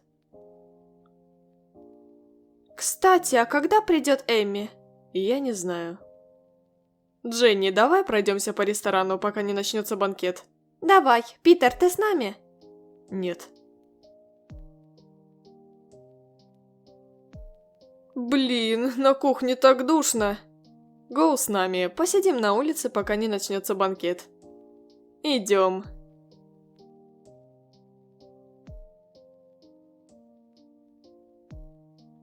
О, Эми, привет! Привет. Эй, а пожелать удачи вас не учили? А, это же тот Леви. Вы тот самый популярный дизайнер одежды из фирмы Devil? Боже, как она меня узнала, сейчас опять начнется. Это же очевидно. По стилю, по вашей походке, по голосу и по чипику в руке. Дженни, пожалуйста, хватит. Это же она та самая твоя подруга, которая праздновала день рождения. Да. Я тебе в следующей встрече дам автограф. Ух ты, Эми, не объяснишь? Ты о чем? Вы, кажется, знакомы. Эми, а это же случайно не тот Леви, который сделал тебе засос? Нет, конечно, это не он. Это был другой.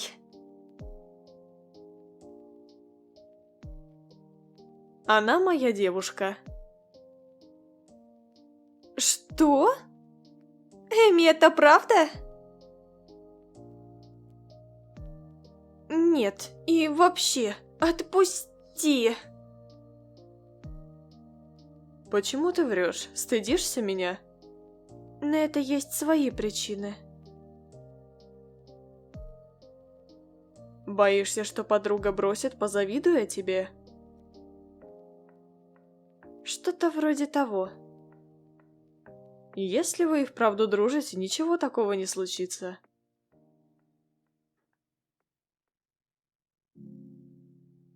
Эмми, правда? Да, он мой парень. Ого, я так рада за тебя! Поздравляю вас, голубки! Как у нее хватает смелости называть меня голубком? Что? Голубь? Мы так похожи на голубей? Дженни, все, хватит, пойдемте уже. Можно сделать с вами селфи? Можно.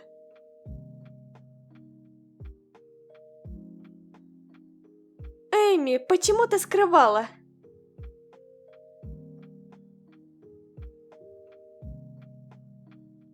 Так это же тот самый папочка, который привез тебя?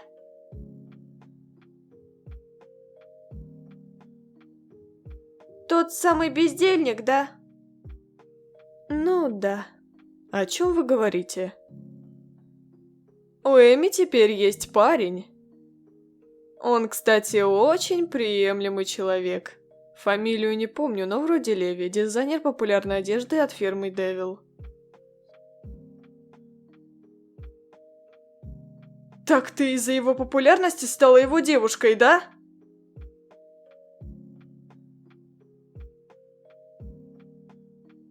Майк, зря ты сказал. Руэль, ты тоже. Случайно вякнул. Питер, сори, я и забыл, что она тебе нравится, не хотел позлить тебя. Ничего, передай спасибо Майку. Теперь-то знаю все.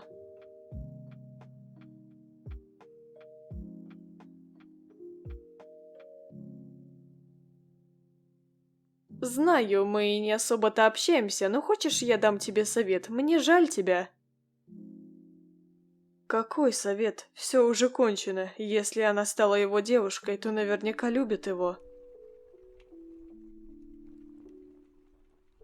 Ну, можно сделать так, чтобы она разлюбила его. Может, и они и расстанутся, вдруг Леви бросит ее.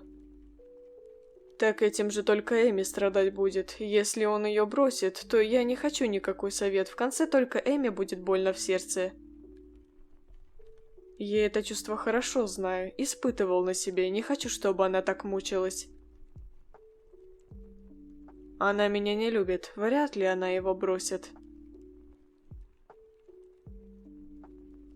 Тебе только важно, чтобы, главное, она так не страдала.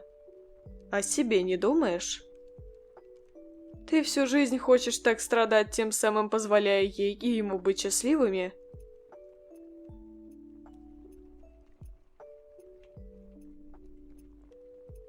Ну, если ты хочешь, чтобы они не расстались, и хочешь, чтобы только ты страдал, то ладно. Скажи сразу и прямо, что не хочешь совета. Стой! Я хочу совет. Хорошо, для начала помогай ей в банкете. Помогай обслуживать и помогай с тяжелыми посудами. Кратко облегчи ей работу. Парни, идемте, администратор ищет вас. Я тебе после подработки все расскажу подробнее. Сейчас начнется банкет. Идем.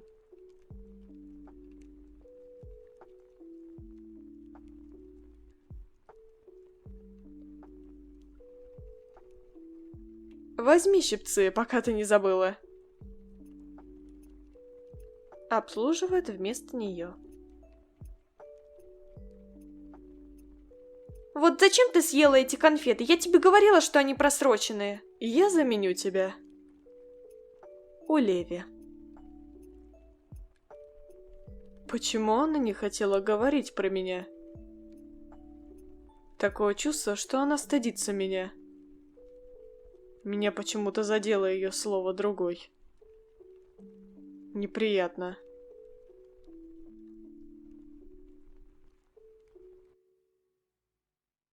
Ты молодец.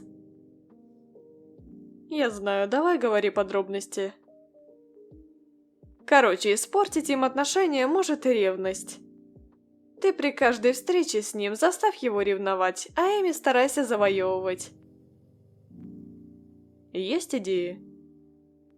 Да, пока что можно делать хорошие комплименты перед ним, ну и обнимать по-дружески. Питер, спасибо тебе за помощь. Не за что, если что-то случится, обращайся ко мне. Живот уже не болит? Нет. В следующий раз, если проголодаешься, скажи мне. И больше не ешь те просроченные конфеты. Хорошо.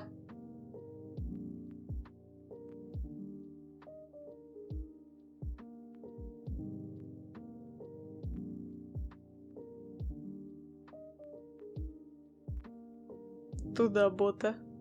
Ну, этого не надо было делать. Пока. Привет, Леви. Садись в машину.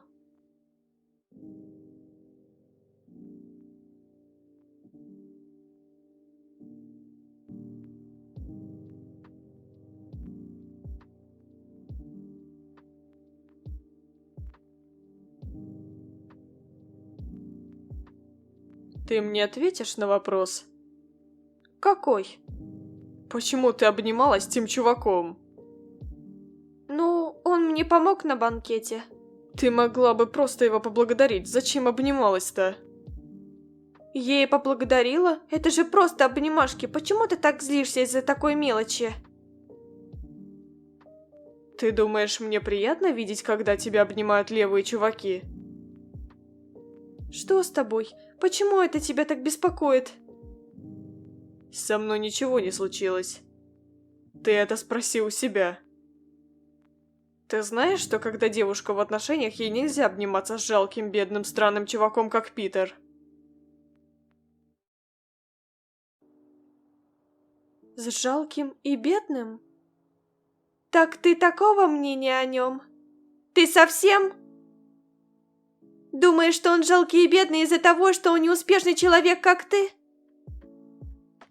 Если у него нету такого большого дома и машины, у него хотя бы есть совесть. Я никогда не слышала, чтобы он говорил что-то подобное про тебя, как ты сказал это сейчас. Заступаешься за него, так ведь? Понятно.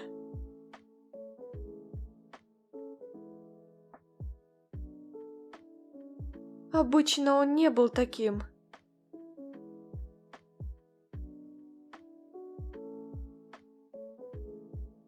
На следующий день.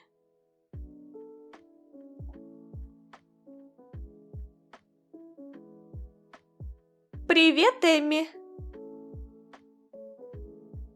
Привет. Привет, как дела? Привет. Почему у тебя голос изменился?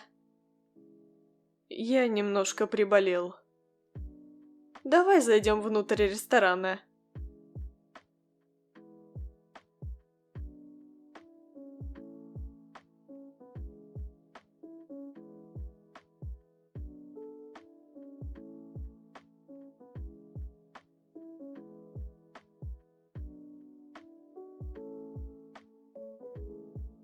Здравствуйте, наш генеральный директор. Хватит так официально, говори, что хочешь. После работы не против ли вы пойти с нами в бар?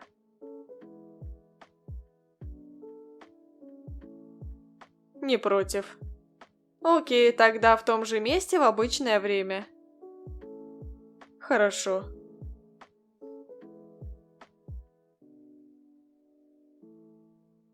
Ого, тебе впервые удалось заставить его пойти с нами без умоляния? Ой, хватит, не впервые. Здорово, Леви. Ага, привет. Ты из-за депрессии согласился пойти? Что-то случилось? Меня бесит один странный чувак, почему-то лезет к моей девушке. Ого, у тебя девушка появилась? Я вам что, должен каждую новость говорить? А мы собирались обсуждать то же самое, я тоже нашел хорошую цыпочку. Так, не о тебе. Давай, продолжай. Я все уже. Лезет в каком смысле? Короче, девушка подрабатывает и устроилась на работу в ресторане. Тот странный чувак почему-то начал обнимать ее при каждой встрече, говорит якобы друг. А что в этом такого, разве друзья не обнимаются при встрече? Я вот когда был школотой, тоже обнимал своих друзей и подруг в приветствии. Чисто по-дружески. Ну вот мне и неприятно видеть то, как мою девушку обнимают левые чуваки. Ты это говоришь, как будто сам не обнимаешь. Ой, заткнись. Ну, раз ты не хочешь видеть ее с другими, то мог бы и помочь ей с финансовыми трудностями, раз она подрабатывает. Я бы так и сделал бы, но она не хочет, хочет сама в одиночку выживать. Или же она специально отказывает, чтобы видеться с тем якобы другом.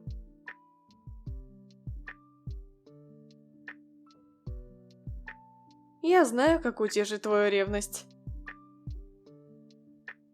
Пойдемте выпьем.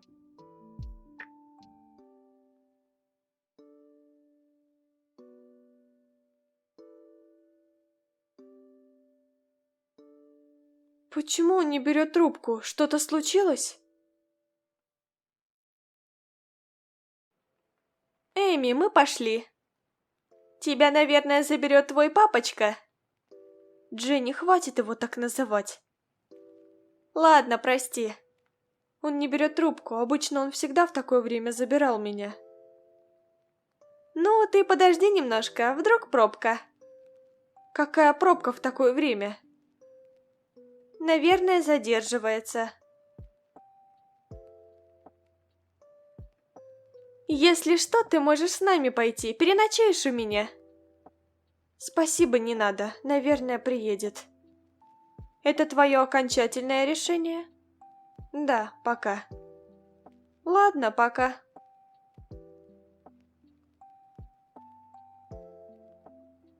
Она может у тебя переночевать, не теряй шанс, пусть у нее пропадет доверие к ее парню. Руэль, пошли. Идем. Пока, Питер.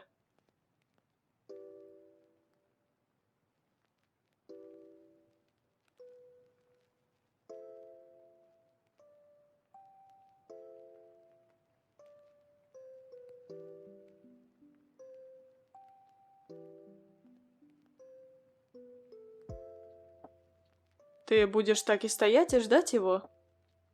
Вдруг он забыл про тебя? Не думаю. Уже прошло 10 минут, а он так и не приехал. Ты будешь тут ночевать? Опаздывает, наверное. Не мучай себя так. Что может быть, что заставило его опаздывать? Спит, наверное.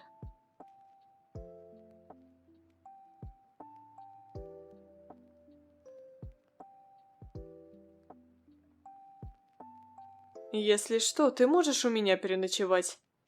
Спасибо, не надо. Приедет, наверное, через минут 5-10.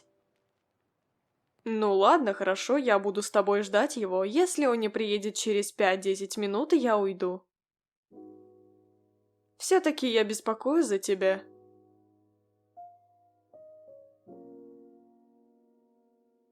Как ты думаешь, кто сейчас ждал бы вместе с тобой его, кроме меня? Я не знаю, наверное, Дженни. Она же девушка, сама побоялась бы находиться на улице в такое время. Я про парней. Все же парни умеют защищать девушку. Из парней, кто бы сейчас ждал с тобой твоего парня, если бы не я?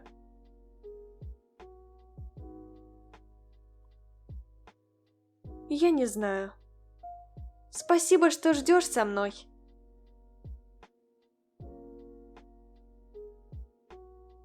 Спустя 10 минут. Он так и не приехал. Ты бы могла вызвать такси и ночевать у родителей. У меня нету денег, а зарплату в конце месяца выдают.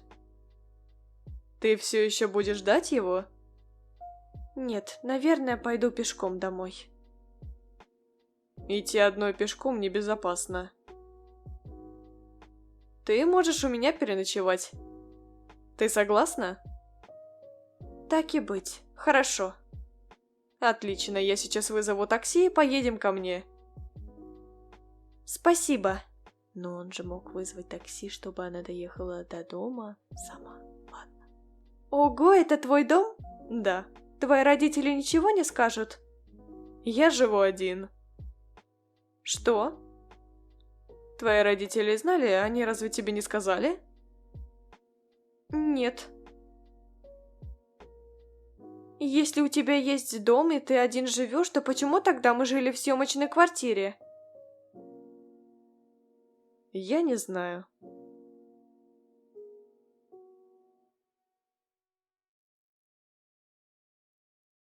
Уютный у тебя дом. Да, я знаю, это наш второй дом. Давненько родители купили новый дом. Мне позволили самому жить тут, а сами остались жить в новом доме. Круто! Чувствую себя как дома. Спасибо! Я сейчас приду.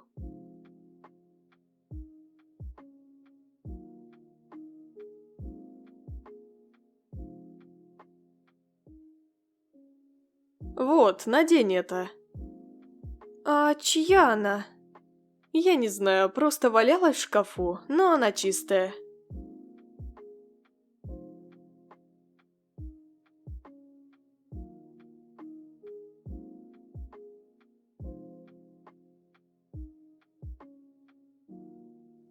Ты красиво выглядишь. Спасибо. Давай сделаем селфи. Почему? Просто для воспоминания. Ну, ладно. Эмми, ты никому не говори, где я живу, хорошо? Хорошо. Давай пойдем на кухню, поедим чего-нибудь, потом и будем спать.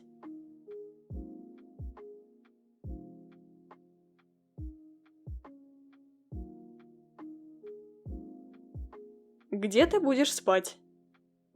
Где пожелаешь.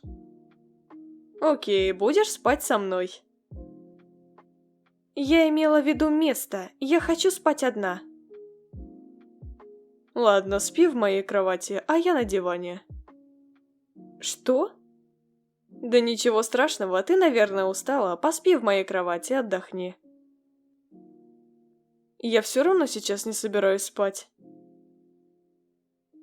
Ну ладно.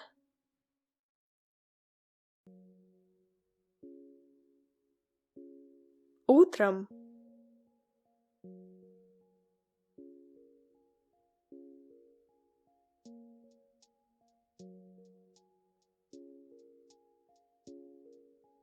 Питер, что ты тут делаешь? Спи. Отпусти, нам надо собираться.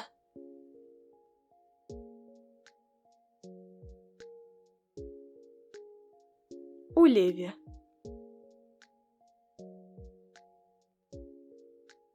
Почему так голова болит? Я что, напился?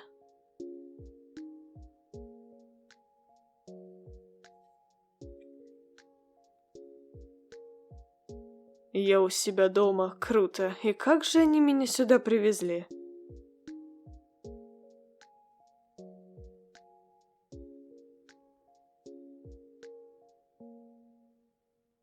А где Эми? Наверное, пошла на работу.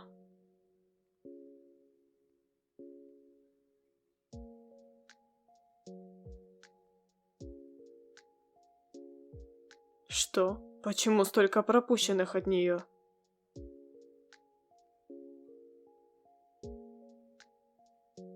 Я вообще привозил ее?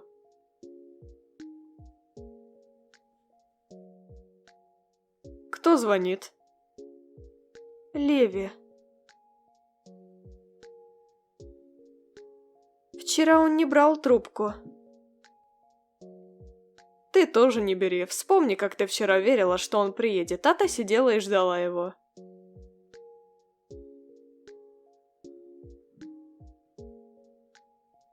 Он, наверное, беспокоится. А если что-то важное? Алло? Эми, ты где? Я у Питера.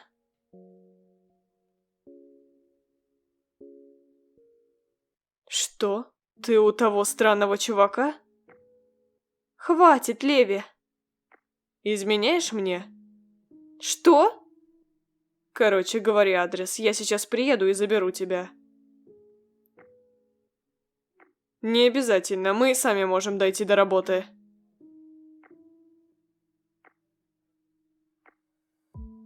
Что ты сделал? Не забывай, что я тебя вчера попросил никому не говорить мой адрес, не хочу гостей. Лучше пойдем на работу.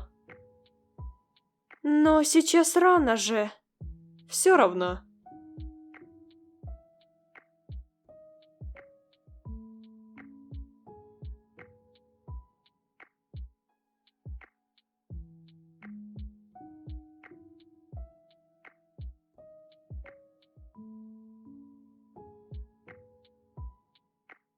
Что? Почему стекла разбиты?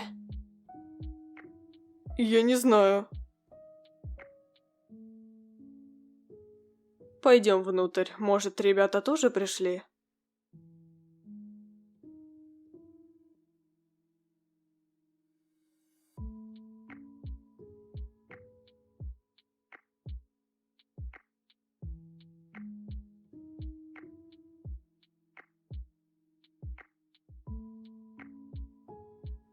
Привет, Эми и Питер.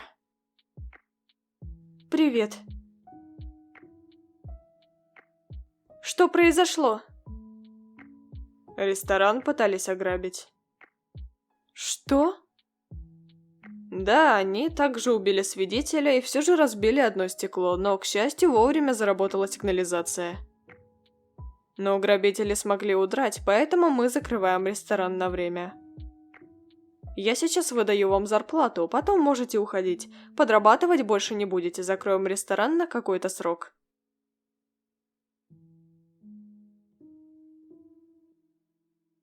Ну, я рассчитывал на нас больше, а тут резкое увольнение. Блин, я бросила все свои дела только ради сегодняшнего дня.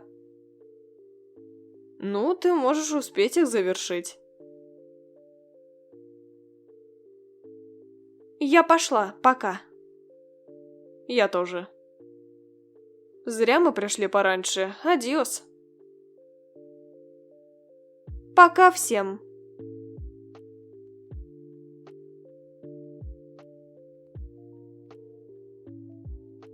Знаешь, а ведь с тем свидетелем могли бы убить и тебя тоже.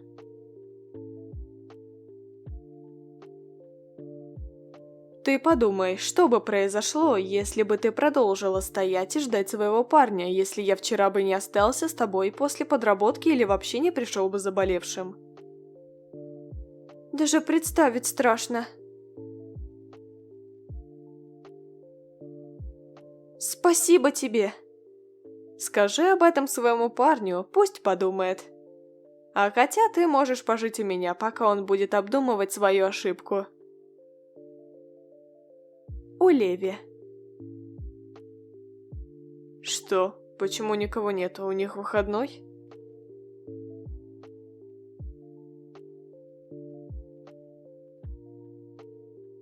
Алло? Угадай, где я? Я не знаю. Выходи давай. Что? Куда? Я приехал к тебе в ресторан.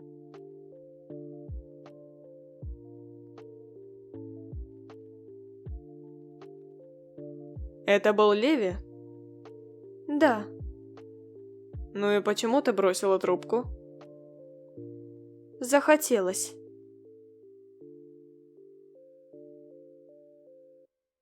Он приехал в ресторан, собиралась сказать ему что-то про вчерашнее, но передумала. Правильно ты сделала, пусть помучается.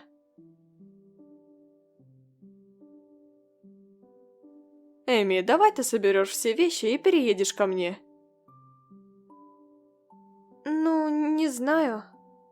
Пойдем в кафе, потом и ко мне.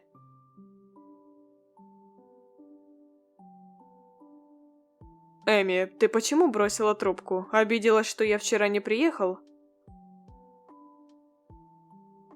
Знаешь, если бы я вчера не пришел, то она бы могла умереть, ожидая тебя. Как они драматизируют. Чего? Чё ты говоришь? И вообще, какого фига ты с ней ходишь? Я говорю правду. Да, я сама с ним поговорю. Говори, что хочешь. Эми, где ты сейчас? Я беспокоюсь. С чего бы мне говорить, где я нахожусь?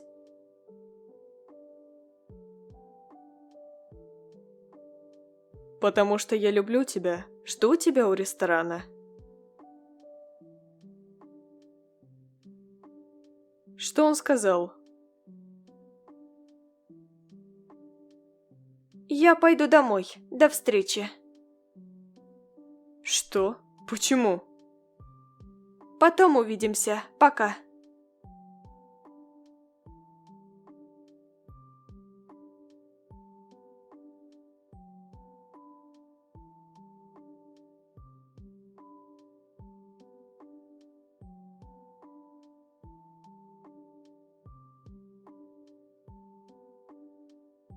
Скажи, пожалуйста, что вчера произошло? О чем вообще говорил тот странный чувак? И вообще, почему вы вместе ходили? Вчера я ждала тебя, но ты почему-то не приехал, а Питер остался со мной ждать тебя. Позже ты так и не появился, и Питер забрал меня к себе. А сегодня я узнаю, что ресторан вчера пытались ограбить, и там явно убили свидетеля. Я и представить не могу, что со мной произошло бы, если бы Питер со мной не находился.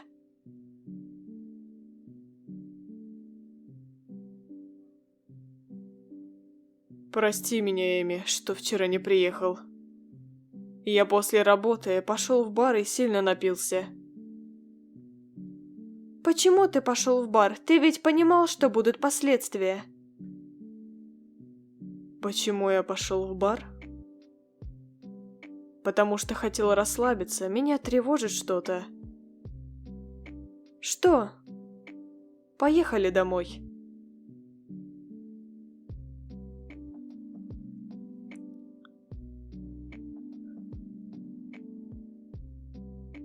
Ты простишь меня?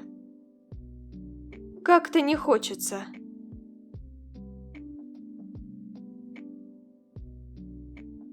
Что ты делаешь? Пожалуйста, прекрати общение с тем странным чуваком Питером. Что? Почему? Я ревную.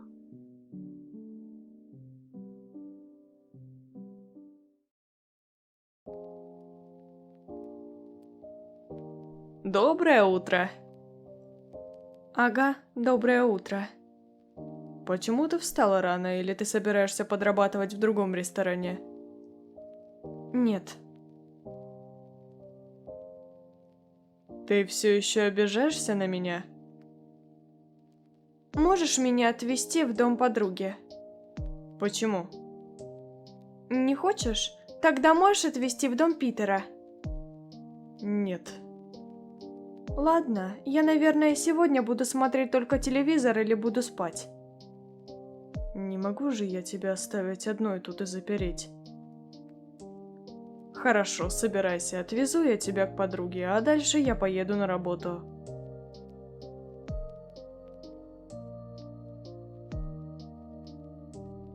Надеюсь, ты до вечера проведешь с ней время. Я тебе позвоню, когда приеду.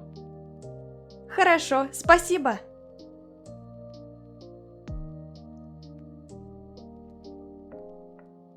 О, Эми, привет. Привет, как дела? С твоего прихода все улучшилось. Я только проснулась и собиралась завтракать. Заходи.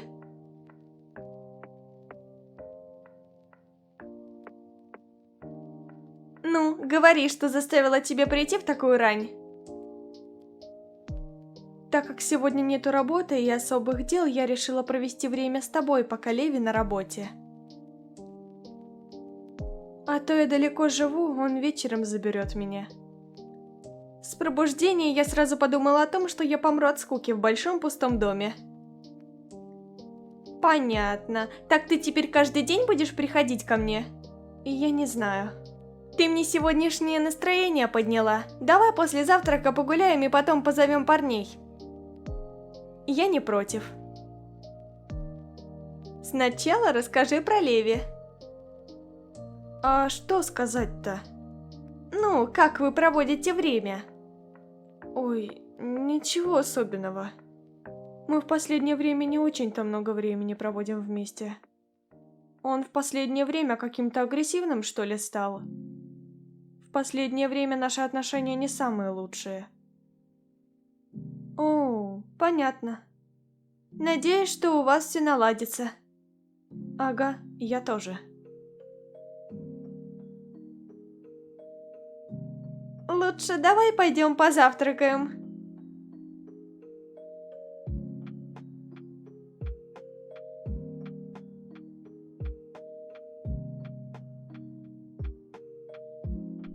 Обжора, я же это мороженое себе покупал. Хватит, я еще купила. Лучше давайте пойдемте на более устрашающий аттракцион. Хочешь покататься? Давайте пойдем туда. Я больше никогда не пойду туда, меня все еще тошнит от тех аттракционов, вспоминать не хочу. А мне понравилось. Эми, за тобой сейчас приедет Леви, да? Ну, должен сейчас приехать. Вы можете нас оставить наедине? Что? Я хочу поговорить наедине с ней, или я неясно сказал? Ребята, пошли, посмотрим фильм.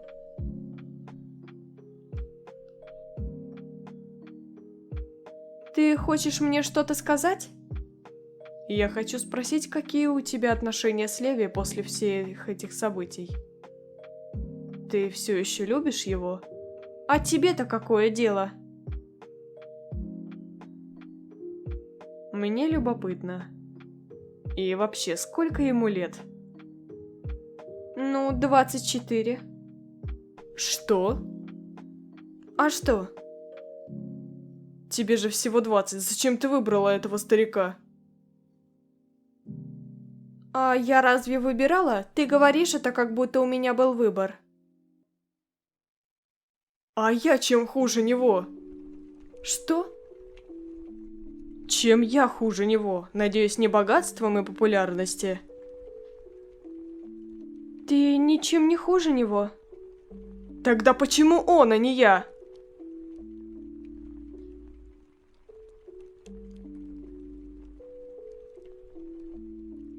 Это Эми? С ней Питер, что ли? Задолбал этот странный чувак. Чего клеится? Знает же, что у нее есть парень. Надо как-то избавиться от него. Что же придумать? Ну, чего же ты молчишь? Я же оберег тебя от того ужаса, и это твое спасибо? Я не хочу отвечать на эти вопросы. Спасибо тебе за все. Я тебе благодарна за недавний поступок. Но я не могу отблагодарить тебя так, как ты этого хочешь, потому что я его люблю, и у меня нету никаких чувств к тебе, которых я испытываю к Леви. А ты знала, что у него есть жена? Не знала, потому что у него нет жены. У нас был разговор насчет этой темы. Что? Ну он же мне сказал обратное. Я соврал, а то мне не нравилось в то время, когда ты думал, что я какой-то ее папик. Привет, Леви. Привет, давай ты иди отдохни в машине, ты, наверное, устала. У меня есть один разговор с Питером.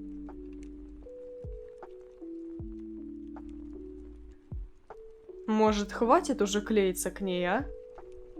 Я не клеюсь, она моя подруга и мы друзья, так что хватит лезть в наши дела, когда это не нужно.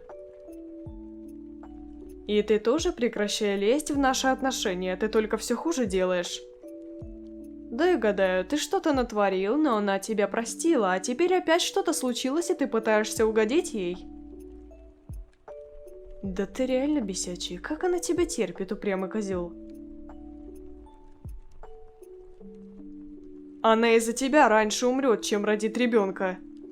Что? Я говорю, что из-за твоих приставаний, а точнее из-за твоего поведения, она раньше умрет, чем родит ребенка. В смысле? Ты не понял? Она беременна от меня. Я будущий отец ее будущего ребенка. Я скоро сделаю ей предложение, и мы сыграем свадьбу. Ты всегда врать учился? А кто сказал, что я вру? Ты мне не веришь? Еще неделю назад, после свидания, она мне отдалась. Правда? Да, а как же еще? Тебе не кажется все это странным?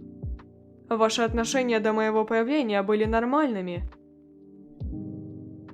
А после моего прихода, особенно в начале лета, у вас что-то много мелодрамы можно было ожидать. Эми, наверное, ждет. Короче, я пошел. Напоследок, я хочу тебя предупредить. Если ты еще раз попытаешься поговорить с ней насчет ваших отношений, я урою тебя. А если ты вообще прикоснешься к ней и сделаешь то, что может навредить моему ребенку, я убью тебя.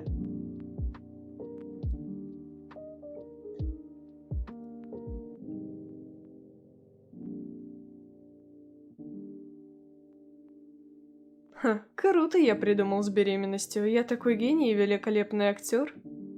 Надо отпраздновать чупиком. Надеюсь, что он поверил, и я больше не увижу этого чувака вместе с Эмми. Блин, из-за тебя мы не посмотрели фильм. Чего ты вообще пошел с нами в тот аттракцион? Мог бы сидеть тихо и ждать нас. Знаешь же, что ты терпеть не можешь такие аттракционы. Хвастался, вот и ходишь теперь отравленный.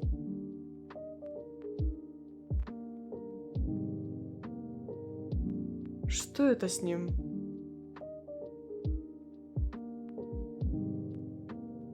Питер, ты чего стоишь, как будто увидел привидение? Она беременна от него. Эми, что ли? Да. По твоему лицу видно, что ты не врешь. Я даже не знаю, что сказать.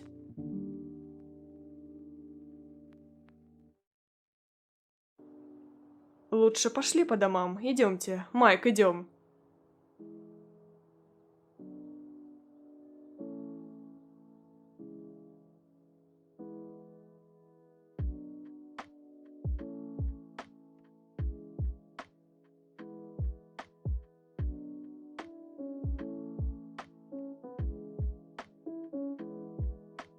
На следующий день, вечером.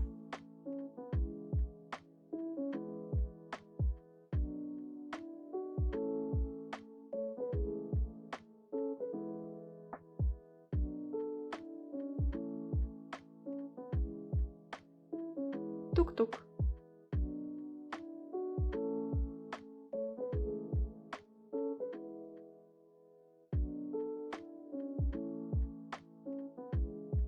Здравствуйте, я подруга Питера. Питер тут живет, я пришла... Питер, привет, давно не виделись. А ты кто такая? Что? Это же я, Кэтрин. Мы еще в школе дружили. После выпускного ты вообще исчез. Я тебе звонила, писала, но ты не отвечал. Ты сменил номер? А, я вспомнил. Да, я сменил номер. Ну и почему ты мне не сказал? Ты просто ничего не сказал и исчез. Или же ты перестал со мной общаться, потому что нашел девушку? По твоему лицу видно, что нет. Слушай, почему ты вообще пришла ко мне? Я училась за границей в США, но и захотелось вернуться в старый город, где я провела свое детство. А пришла я к тебе, потому что я знала только твой адрес, плюс беспокоила, что ты тут не умер, что ли.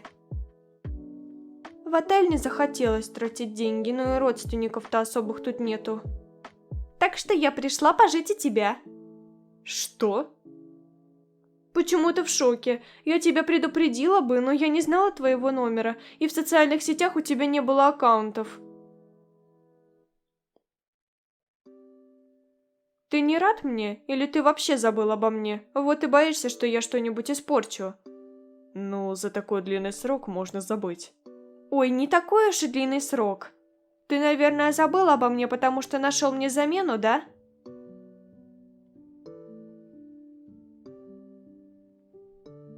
Может, я зайду? Конечно, заходи. А может, и сумками поможешь? Да, джентльменом тебя не назовешь. Ау, Питер, из-за сумок ты, кажется, ослабел. Неужели мои сумки настолько тяжелые?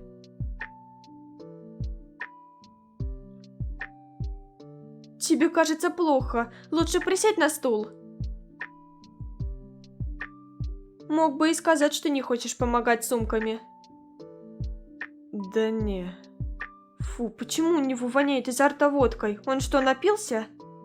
Я же должен помогать тебе, чтобы ты бросила его. Что? Кого? Этого говнюка с сосалкой во рту. Понятно, он пьяный. Френдзона? Да. Питер, а у тебя есть девушка? Хотелось бы иметь. Тебе кто-то нравится? Нравилась одна. Тебе когда-нибудь разбивали сердце? Да, вчера как раз разбили. Она беременна от того говнюка с сосалкой во рту.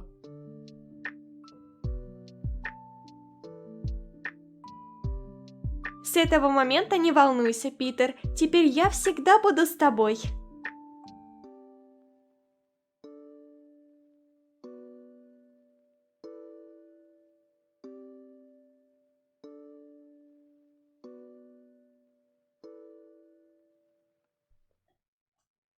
Кэтрин, что ты тут делаешь? Я тебе разве разрешал оставаться?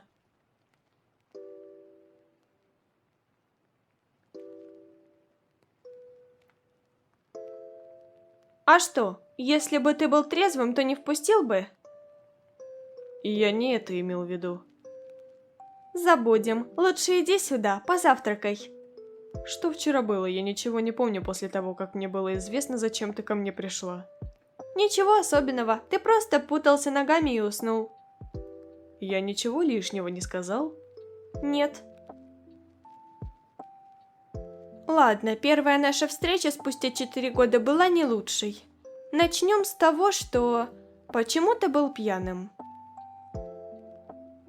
А ты почему пришла ко мне спустя 4 года? Ответь сначала на мой вопрос. Мне трудно сказать. Хорошо, я отвечу первой. Я окончила институт, и теперь у меня нету никакой учебы. А теперь ты отвечай.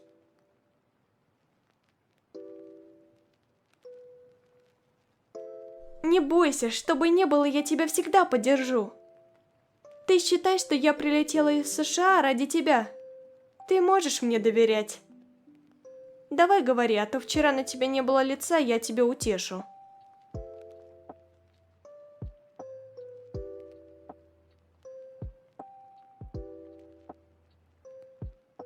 Я больше не могу все это держать внутри себя. Сначала прости меня за то, что я пропал без вести и испортил нашу дружбу. Я тебя прощаю, а дружить мы всегда можем. Я перестал с тобой общаться, потому что тогда у меня пропал интерес к тебе, и мне кто-то очень сильно нравился. За все эти дни я только и думал о ней, добивался и старался завоевать ее, но все эти мои старания стали напрасны. А стали они напрасными из-за этого говнюка с сосалкой во рту. Продолжай. Все было нормально, но вдруг появился он, и мне казалось, что я все дальше и дальше отходил от нее. После его появления она вообще перестала общаться со мной. Даже и были моменты, где она вообще не обращала на меня внимания. Так продолжалось, и 3 дня назад я узнаю, что они уже в отношениях. и день назад я узнаю, что она беременна от него. После окончания школы я начал курить, но бросил из-за нее. Потом и со вчерашнего дня я начал пить, снова из-за нее. Мне было так больно, когда я услышал все это. Вот и чтобы отвлечься от всего этого, чтобы мне опять не было больно всякий раз, когда я вспоминаю об этом, я начал пить. И это действительно помогало. Кратко я впал в депрессию.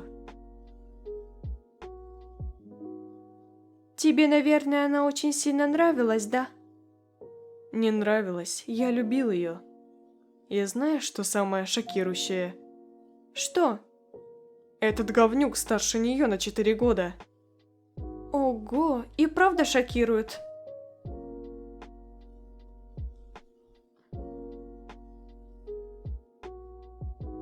Я теперь с этого момента советую тебе забыть о ней. Смирись с тем, что они уже счастливая пара и будущая семья. Что? Почему? Ты этим только себе хуже сделаешь, и тебе каждый раз будет больно от одних мыслей о них. Ты пойми, что ничего не изменится от одних твоих страданий. И начиная пить, тебе может и полегчать, но ты никогда не вернешь прежние отношения с ней. Питер, знаю, тупой вопрос, но ты хочешь и дальше страдать от всего этого? Нет. Тогда забудь о ней. Все, брось ты ее и оставь ее с этим говнюком сосалкой во рту. Пусть дальше и живут спокойной жизнью, но условием, что ты не будешь лезть к ним. Ты понял? Да, но меня что-то держит. Боюсь, не смогу я забыть ее. Сможешь, я тебе помогу. Спасибо тебе. Всегда пожалуйста. Итак, вот мой первый совет. Ты временно не будешь видеться с ней. Увидишь ее после того, как у тебя уйдут чувства к ней. Второй совет. Ты не будешь употреблять алкогольные и табачные вещества. Если я увижу тебя с алкоголем в руке, я тебя в том же месте прибью с той же бутылкой, что у тебя будет в руке. И третий совет. Ты будешь проводить время со мной. Почему? А что? У тебя есть кто-то другой, кто готов помочь тебе?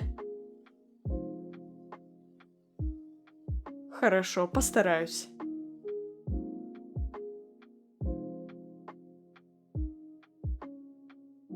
Вечером. Ты куда? К друзьям.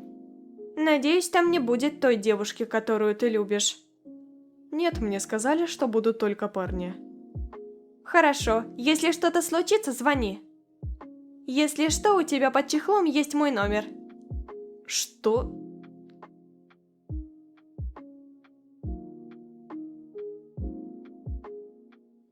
Ну, могла бы просто попросить сохранить твой номер. Удачи! Хорошо, я пошел, и тебе тоже удачи.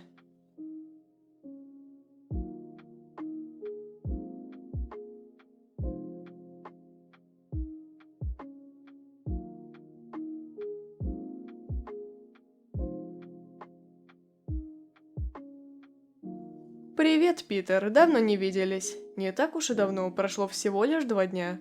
Ах, просто после ежедневной подработки в ресторане я привык видеть тебя каждый день. Понятно. Привет, Питер. Привет. А ты что тут делаешь? А что? Ну, мы собирались гулять только втроем. Больше не проси меня отвезти твою подругу тоже. Пусть дойдет сама в следующий раз. Она тебе не нравится, да? Да, потому что мне нравишься только ты.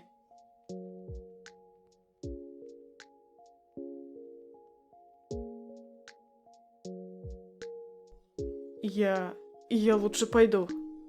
Что? Почему? Тогда почему ты вообще пришел, если собираешься уйти? А ты догадайся. Все из-за Дженни? Почти.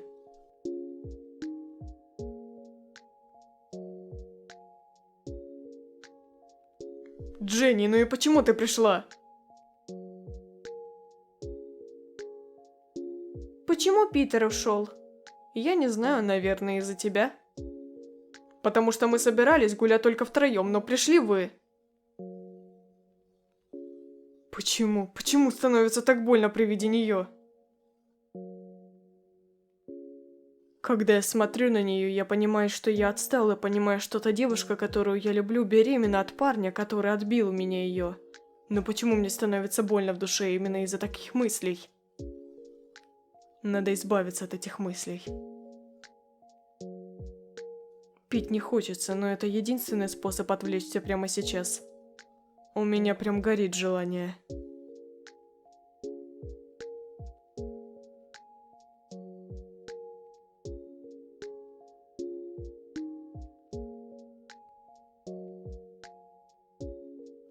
Ты что, опять напился? Ну и как же у тебя получается вернуться домой целым и невредимым? Прости, я не хотел уходить, но ноги сами по себе заставили уйти, когда я увидел тебя. Что? О чем ты?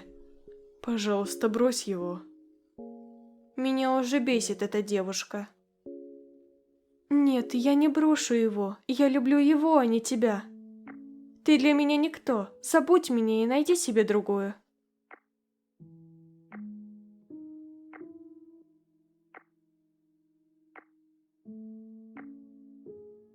Доброе утро. Да, доброе утро. Что-то случилось? Нет. Лучше давай позавтракаем.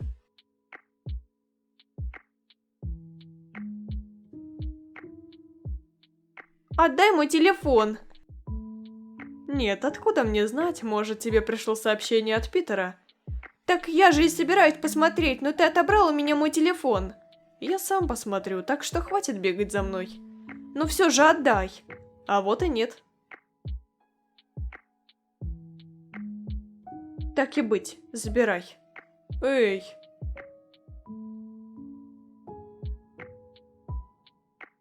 Привет, Эми. Я Лилит. Надеюсь, ты меня помнишь. Я хочу пригласить тебя в мой день рождения. Я приглашаю всех моих бывших одноклассников и друзей. И я надеюсь, что ты тоже придешь. Можешь прийти со своим парнем. Эми, сможешь отгадать, кто тебе написал? Нет, потому что ты отобрал мой телефон. Хватит обижаться, лучше собирайся. Куда? Купим тебе платье. С чего бы? Вот, почитай.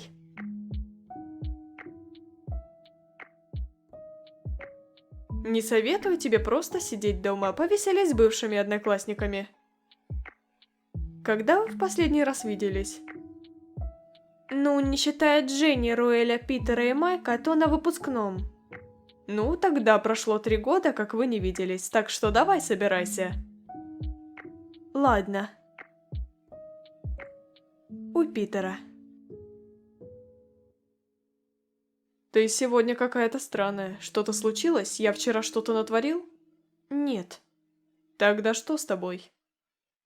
А что со мной не так? Ну, ты сегодня какая-то необщительная стала и грустной.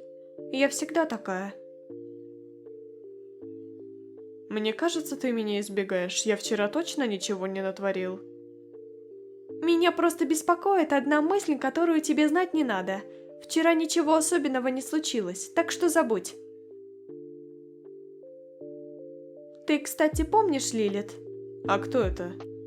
Твоя одноклассница бывшая, та самая общительная девушка была, которая со всеми дружила. А, да, та черноволосая. Ага, ну так вот, она меня пригласила в свой день рождения. Сказала, что она пригласила всех своих бывших одноклассников и друзей из школы. Надеюсь, тебя тоже, ты вроде бы с ней в одном классе учился. Я не знаю. Лучше проверь телефон.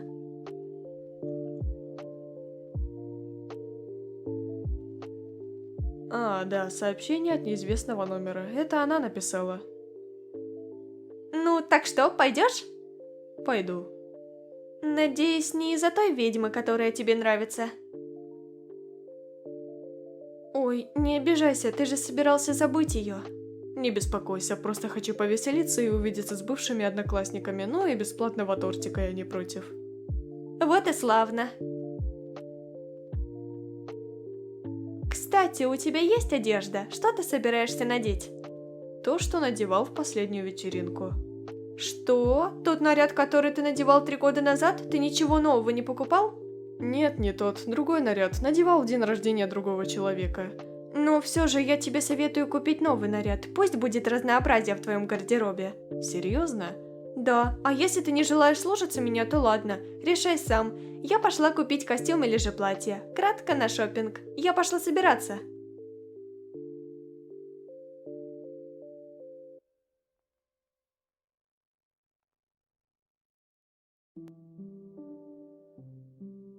Кэт, можно я с тобой пойду? Конечно, собирайся, я буду ждать.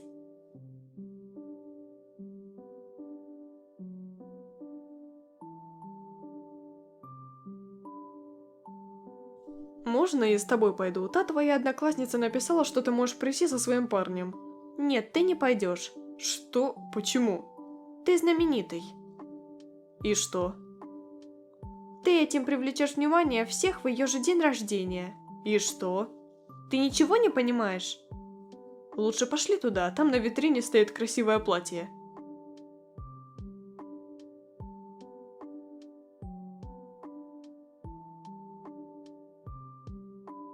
А у тебя достаточно денег?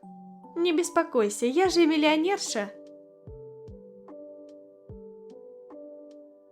О, пошли, там костюм. Стой. Что? Зачем тебе костюм? Бунтарка, что ли? Лучше пошли вон туда, надень платье. Так ты пошел со мной, чтобы выбрать мне платье? А чем же мне тогда сейчас пришлось бы заниматься дома? Конечно.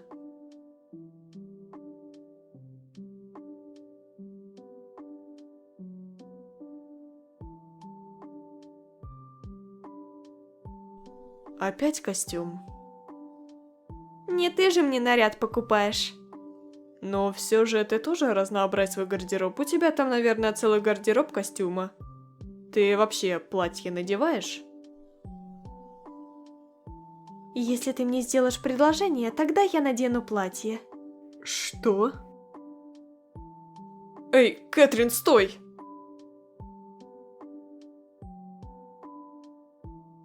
Кэтрин, стой! Что ты сказала? Ничего, забудь. Мне послышалось, или же ты реально сказала? Я сказала забудь.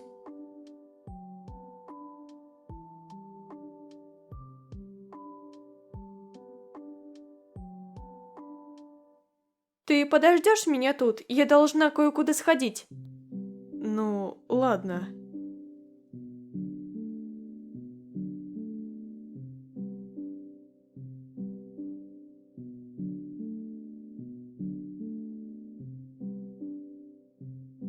Эми, почему ты не купила платье от моей фирмы? Не хочу выделяться. Серьезно?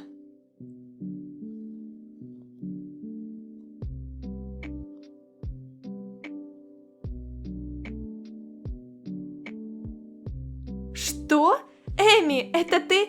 Привет, давно не виделись. О, привет, Кэтрин. Привет, Питер. Ага, привет. Что ты тут делаешь? Да так, мы пошли покупать наряд для вечеринки. Моя давняя подруга отмечает день рождения. Понятно. Я тоже пришла, чтобы купить платье. Моя бывшая одноклассница, с которой я училась в школе, тоже отмечает день рождения. Понятно. Эми, идем. Ладно, пока, Кэт. Еще увидимся. Ага, до встречи.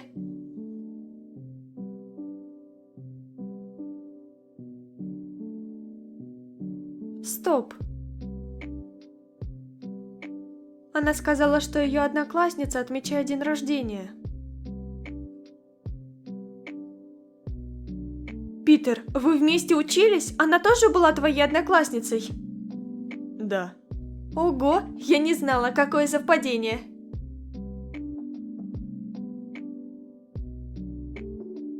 Откуда она тебя знает? Мы жили на одной улице и часто ходили вместе в школу. Разница была на 1 класс. А с Питером как она знакома? Я не знаю.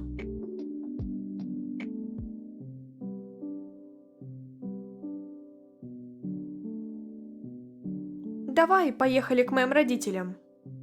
Что? Почему? Нельзя, что ли? Да не, я просто спросил.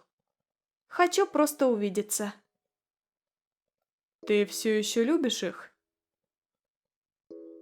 Почему такие внезапные вопросы?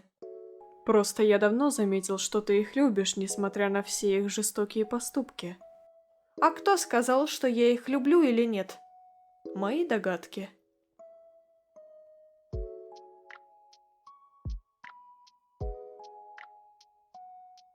Пойдем подальше.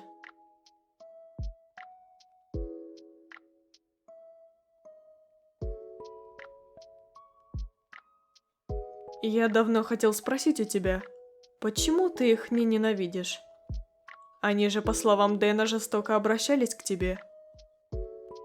И из-за этого ты лишилась чувства любви. Тем более, они так запросто позволили тебе жить со мной, хотя они не полностью знали обо мне. Разве так не поступают те, кто хочет побыстрее избавиться от человека? Ты не подумала об этом? А если бы я оказался каким-то маньяком, насильником или же абьюзером, что с тобой случилось бы?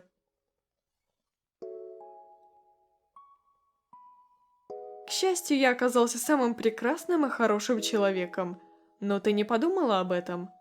Ты говорила, что это ради них и должна слушаться их, все же они твои родители. Но какая тут воспитанность, если они не гарантируют твоей безопасности? Ты хотела быстро покончить с собой или тебе все равно на себя?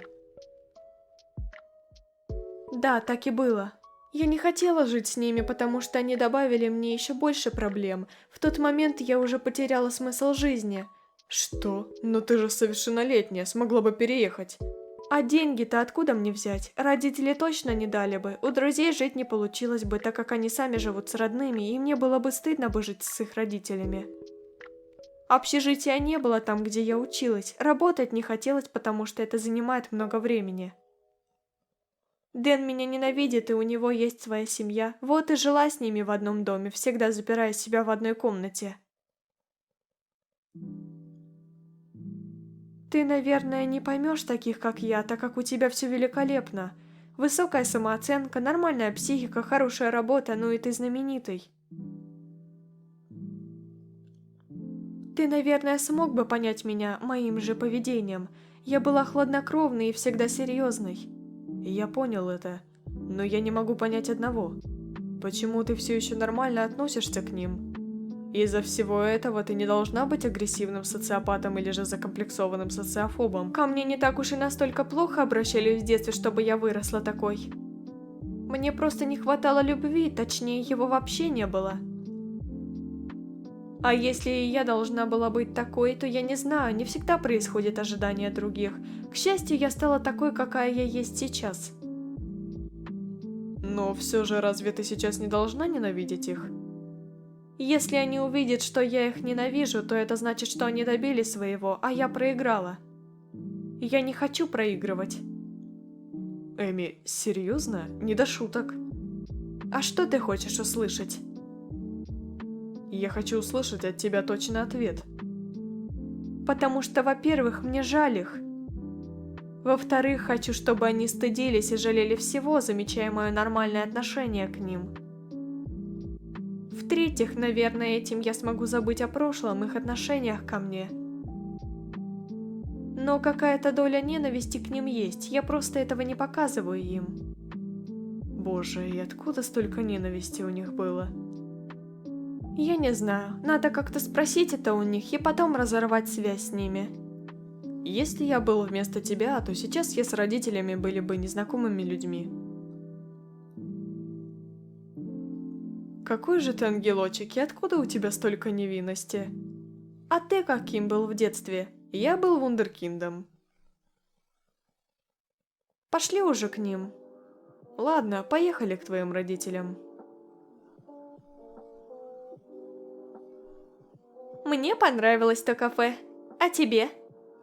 Да, мне тоже, спасибо. А Кэтрин так и осталась хорошей, приятной девушкой, не понимая, зачем же я перестал с ней общаться из-за Эми.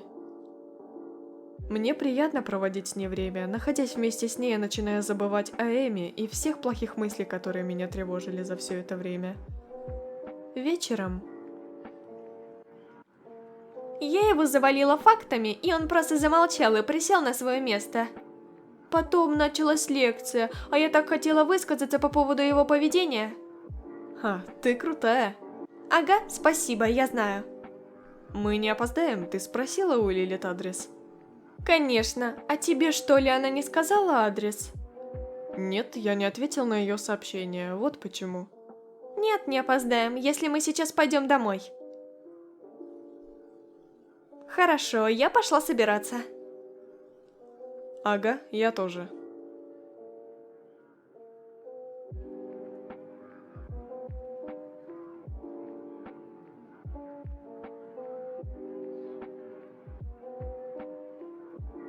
Готы. На похороны собрались. Так ты собрался надевать вот это? А что, нормальная одежда же?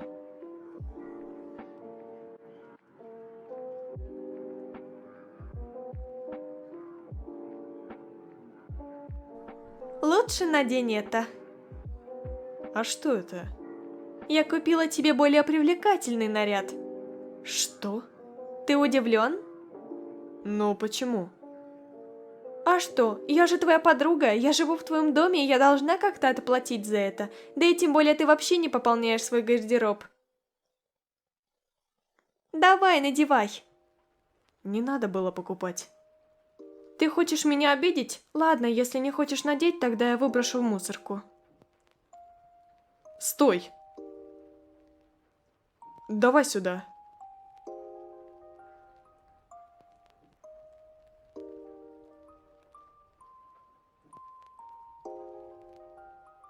С новым нарядом мы выглядим как король и королева бала. Как видишь, не костюм, все как обычно по твоему стилю. Тебе нравится? Очень, спасибо тебе. Не за что, пошли, я вызову такси. Нет, я сам вызову.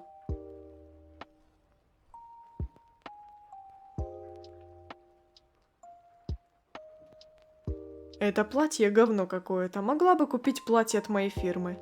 Хватит, Леви.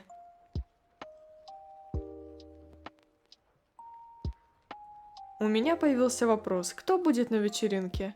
Мои одноклассники и друзья Лилит.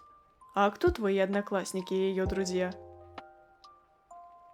Ну, я тебе всех перечислять не буду, но там будут тебе знакомые люди. Дженни, Руэль, Питер, Майкл. Что? Питер? Да. Я не позволю тебе пойти одной. Что? Почему? Он опять попытается поговорить с тобой, а если он напьется и что-то сделает с тобой? Откуда такие мысли? Я пойду с тобой, буду присматривать за тобой. Леви, ты серьезно?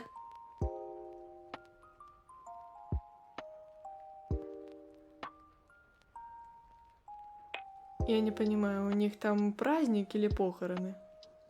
Ты все испортишь. Нет, меня никто не узнает. Джентльменский наряд, очки, поменял прическу, готово, другой человек. Ладно, пошли. Но только обещай, что ты не привлечешь себе внимания. Обещаю.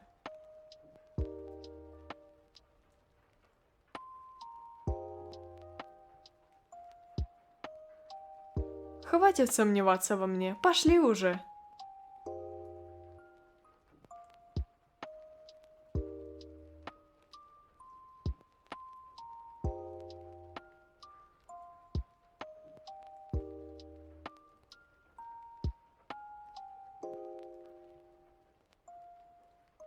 Пойдем лучше. А, да, идем. О, Эми, привет! Она не услышала?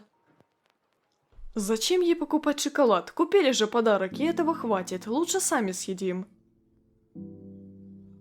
Ты надоел, блин, на! Спасибо. Все, доволен? А теперь пошли.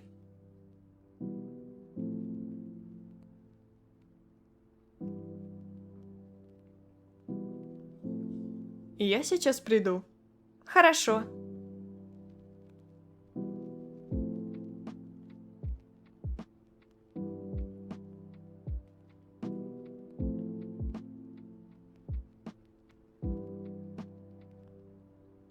Привет, Кэтрин, давно не виделись. Привет, разве так не говорят, когда люди вообще не общаются? Мы же по интернету общаемся. Я знаю, я просто имела в виду, что мы не виделись вживую. Ну как там в США было? Все отлично, поздравляю тебя с праздником. Вот подарок от меня и Питера. Ага, ты, кстати, одна пришла или с парнем? Ха, ну есть один славный мальчик. О, так ты пришла с парнем, познакомишь? Нет. Привет, Питер, давно не виделись, как дела?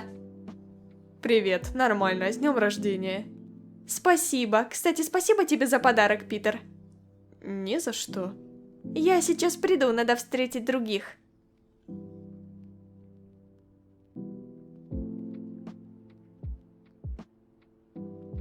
А чё это она поблагодарила только тебя? Не знаю, я сам в шоке. Да ну ее, я пошла за напитками.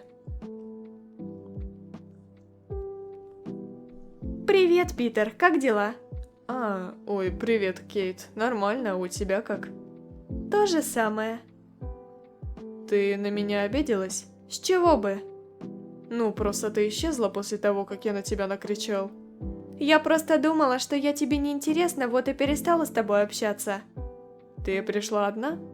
Нет, с другом. Ну, можно считать, с нашим одноклассником. С кем? Майкл. Что? А что? Ничего, я просто удивлен. Мы всегда вместе гуляем, но никогда не знал, что он общается с тобой. Понятно. А ты, кстати, с кем пришел? Ты пришел один или с девушкой? Не беспокойся, он пришел со мной, со своей девушкой. Чего? Что? Питер, пойдем лучше к Эмми. Что-то случилось? Питер тебе что-то наговорил? Нет, ничего. Что ты сказала? А что, мне не нравится эта стерва, она хочет подкатить к тебе. Ты меня ревнуешь? Как друга, да, и как младшего брата, я же должна защищать тебя от всяких куриц. А ты сама не курица? Что? А ну-ка повтори. Ничего, я пошутил. Не шути так, мне не нравится. А где напитки? Я их оставила, и они были бы лишними, если бы я подошла к вам и попыталась остановить ваш разговор, чтобы он не дошел до флирта или чего-то большего. Ну и ожидания у тебя. Лучше пошли к Эмми. Я лучше за напитками. Сколько времени?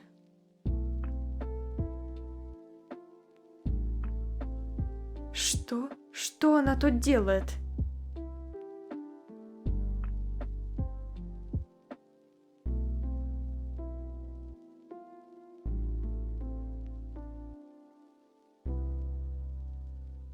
В конце вечеринки. Как видишь, меня никто не узнал. Я рада этому. Только вот я боюсь, что твоя подруга и друзья спалят меня. Не бойтесь, мы не стукачи. А как ты думаешь? Питер, ты слушаешь меня? Что? На кого ты там смотришь? Ни на кого.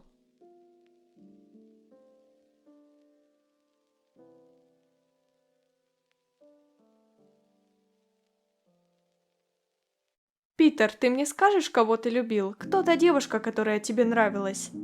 Эмми. Значит, она тебе нравится? Нравилась, а что? Ничего. Просто подумала, чем же я хуже нее? В смысле? Ладно, забудь. Постой, Кэтрин, что ты хотела этим сказать? Ничего, давай забудем этот разговор. Нет, скажи честно, это было типа признание? Я лучше пойду. Не уходи, пожалуйста. Это все из-за Эми?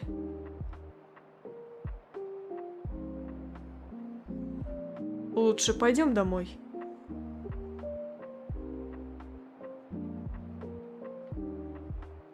Да все ревнуют его, да вы задолбали.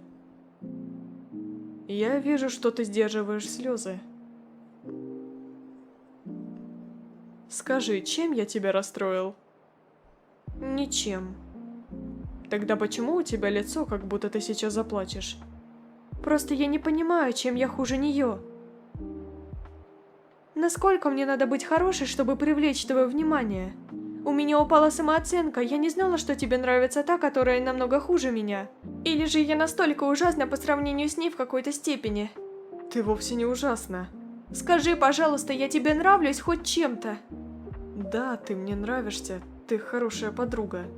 Почему ты врешь? Я не вру. Нет, ты врешь. Если бы я тебе действительно нравилась, то ты не увидел бы вместо меня Эми и не поцеловал бы. Что? Ты меня поцеловал, когда пришел пьяным. Мне от этого еще больнее становится, потому что ты в то время думал, что вместо меня перед тобой Эми. Я не хочу прямо перед тобой заплакать, я лучше пойду. Питер, думаю, что я соберу все вещи и уеду. Что? Стой, не уезжай! Как я вижу, ты все еще не забыла, Эми. Значит, я зря помогала тебе забыть о ней. Наверное, ты только и думал о ней, когда мы проводили время вместе. Не знала, что я настолько скучная. Знаешь, ты вовсе не скучная и не ужасна. Что? Я жалею, что тогда перестал с тобой общаться из-за нее. Ты для меня была самой лучшей подругой в тот момент. Я сейчас понял, что потерял тогда самого близкого для меня человека. Я потерял тебя один раз, но я не хочу еще раз терять такого дорогого для меня человека, как ты. С момента, когда ты пришла, я понял, насколько ты стала еще хорошей и приятной девушкой. За это время я начал забывать о Эмме. И, кажется, влюбился в другую. Что? Эми, мне больше не интересно. Это было признание? Кэтрин, будешь моей девушкой? Может, у нас что-то получится? Да, получится.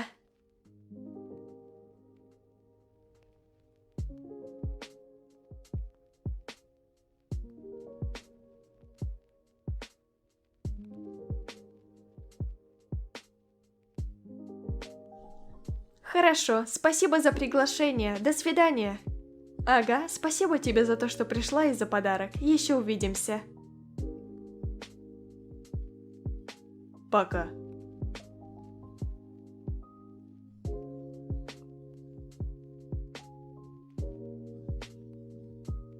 Наконец-то все закончилось. Не хочешь меня отблагодарить?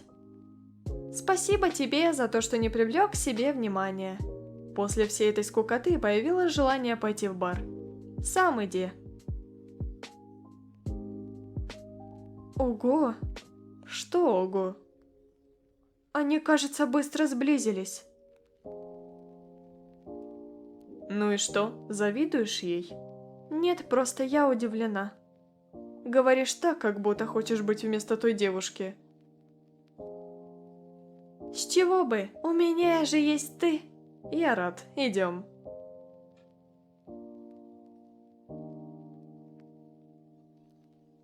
Чего молчим? Сказать нечего.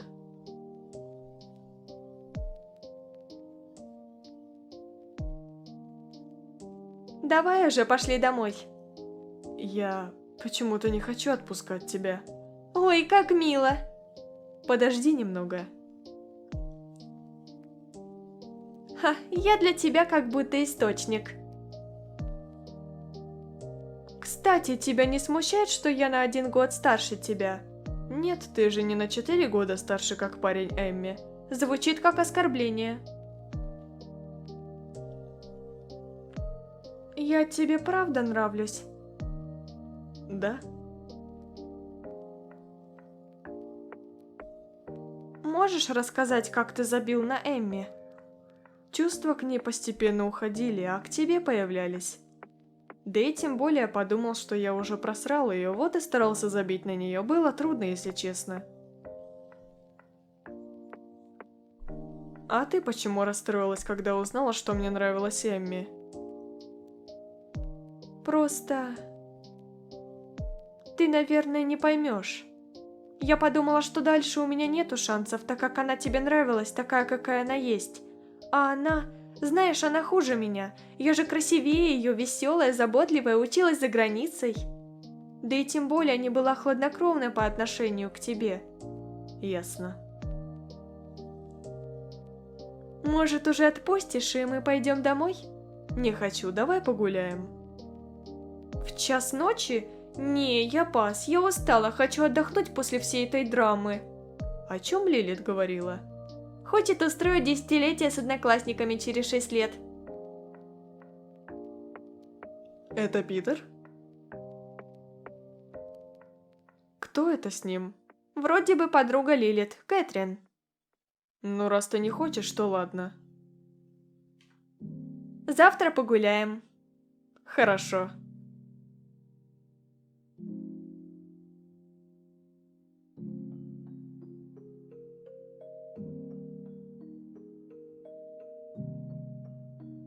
Все, пошли домой. Они мутят? Походу. Я в шоке. На следующий день.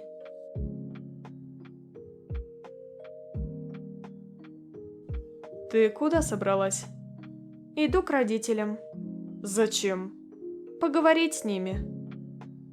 Ё-моё. Я думал, что мы сегодня вместе погуляем. Давай сегодня погуляем, потом пойдешь к родителям. Почему? Не думал, что твои родители, которые плохо обращались к тебе, важнее меня, который любит тебя. Ты не хочешь, чтобы я пошла к родителям? Да, я бы хотел, чтобы мы сегодня вместе провели время.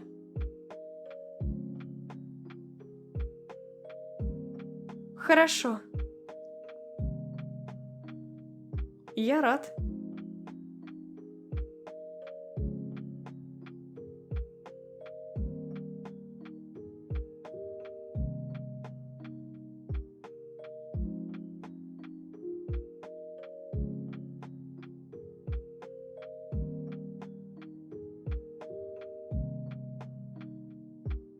Доброе утро. Ага, доброе. Какие планы на сегодня? Мы будем гулять? Нет, давай лучше весь день будем смотреть фильм. Я как раз собиралась приготовить закуски. Хорошо, тебе помочь? Что за вопрос? Конечно. Хорошо, так что мне делать? Давай сначала позавтракаем. Хорошо, я помогу накрыть стол.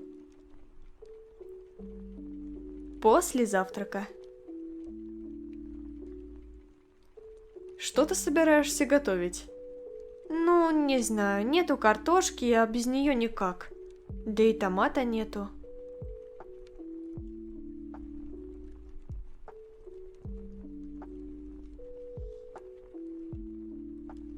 Ты можешь пойти в супермаркет за продуктами? Пожалуйста, я попробую хотя бы кексики испечь. Хорошо.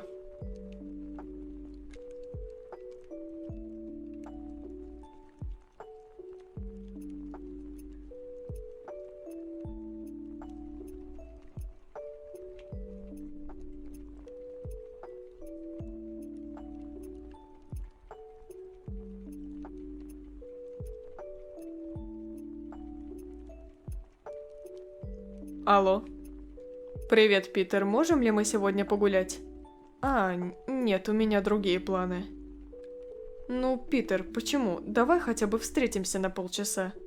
Ну, встретиться могу, но не на полчаса. Отлично.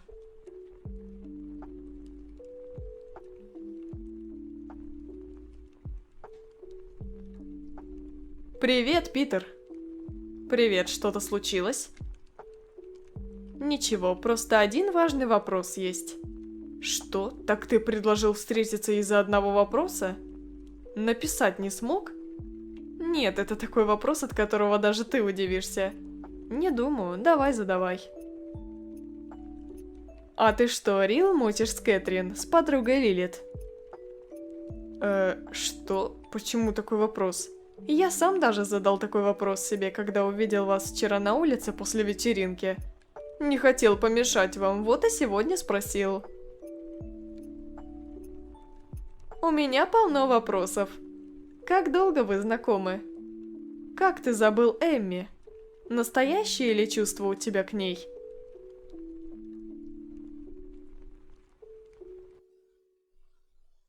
Если ты мне не ответишь, то я от тебя не отстану.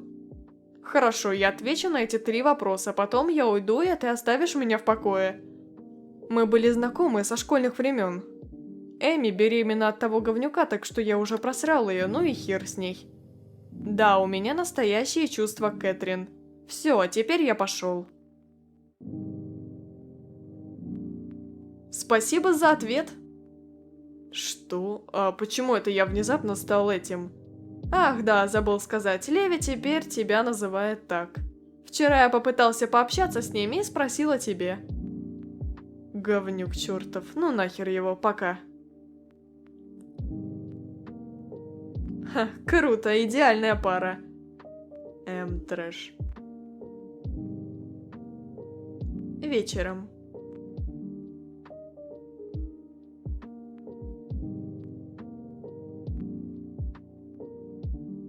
Не против ли ты пойти в ювелирку? Что? Почему? Просто деньги некуда девать. Не, я не хочу. Ну ладно. Ты подожди меня тут, я пойду принесу свой телефон из машины. Хорошо.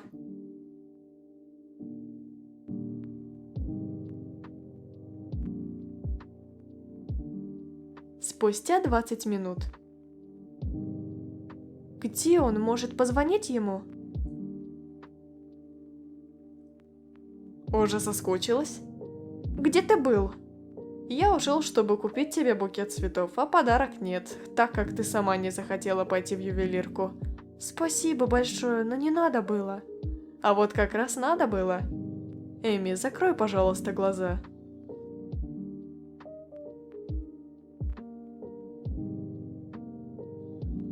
Эмми, ты выйдешь за меня замуж? Когда все только начиналось, я и не думал, что дойдет до такого. Мы многое прошли вместе. Я вернул тебе чувство любви. Заслуживаю ли я стать твоим мужем? Твои чувства взаимны моим? Можно кратко ответить? Можно.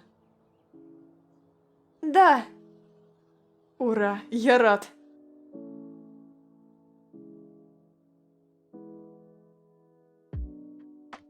Конец. Дальше есть несколько вариантов концовок. После всего этого Леви и Эми сыграли шикарную свадьбу, потом народили себе 2 детей и завели себе хомячка, и жили долго и счастливо. Конец. Дальше у нас идут варианты концовок, поэтому я не буду их озвучивать, просто посмотрим молча.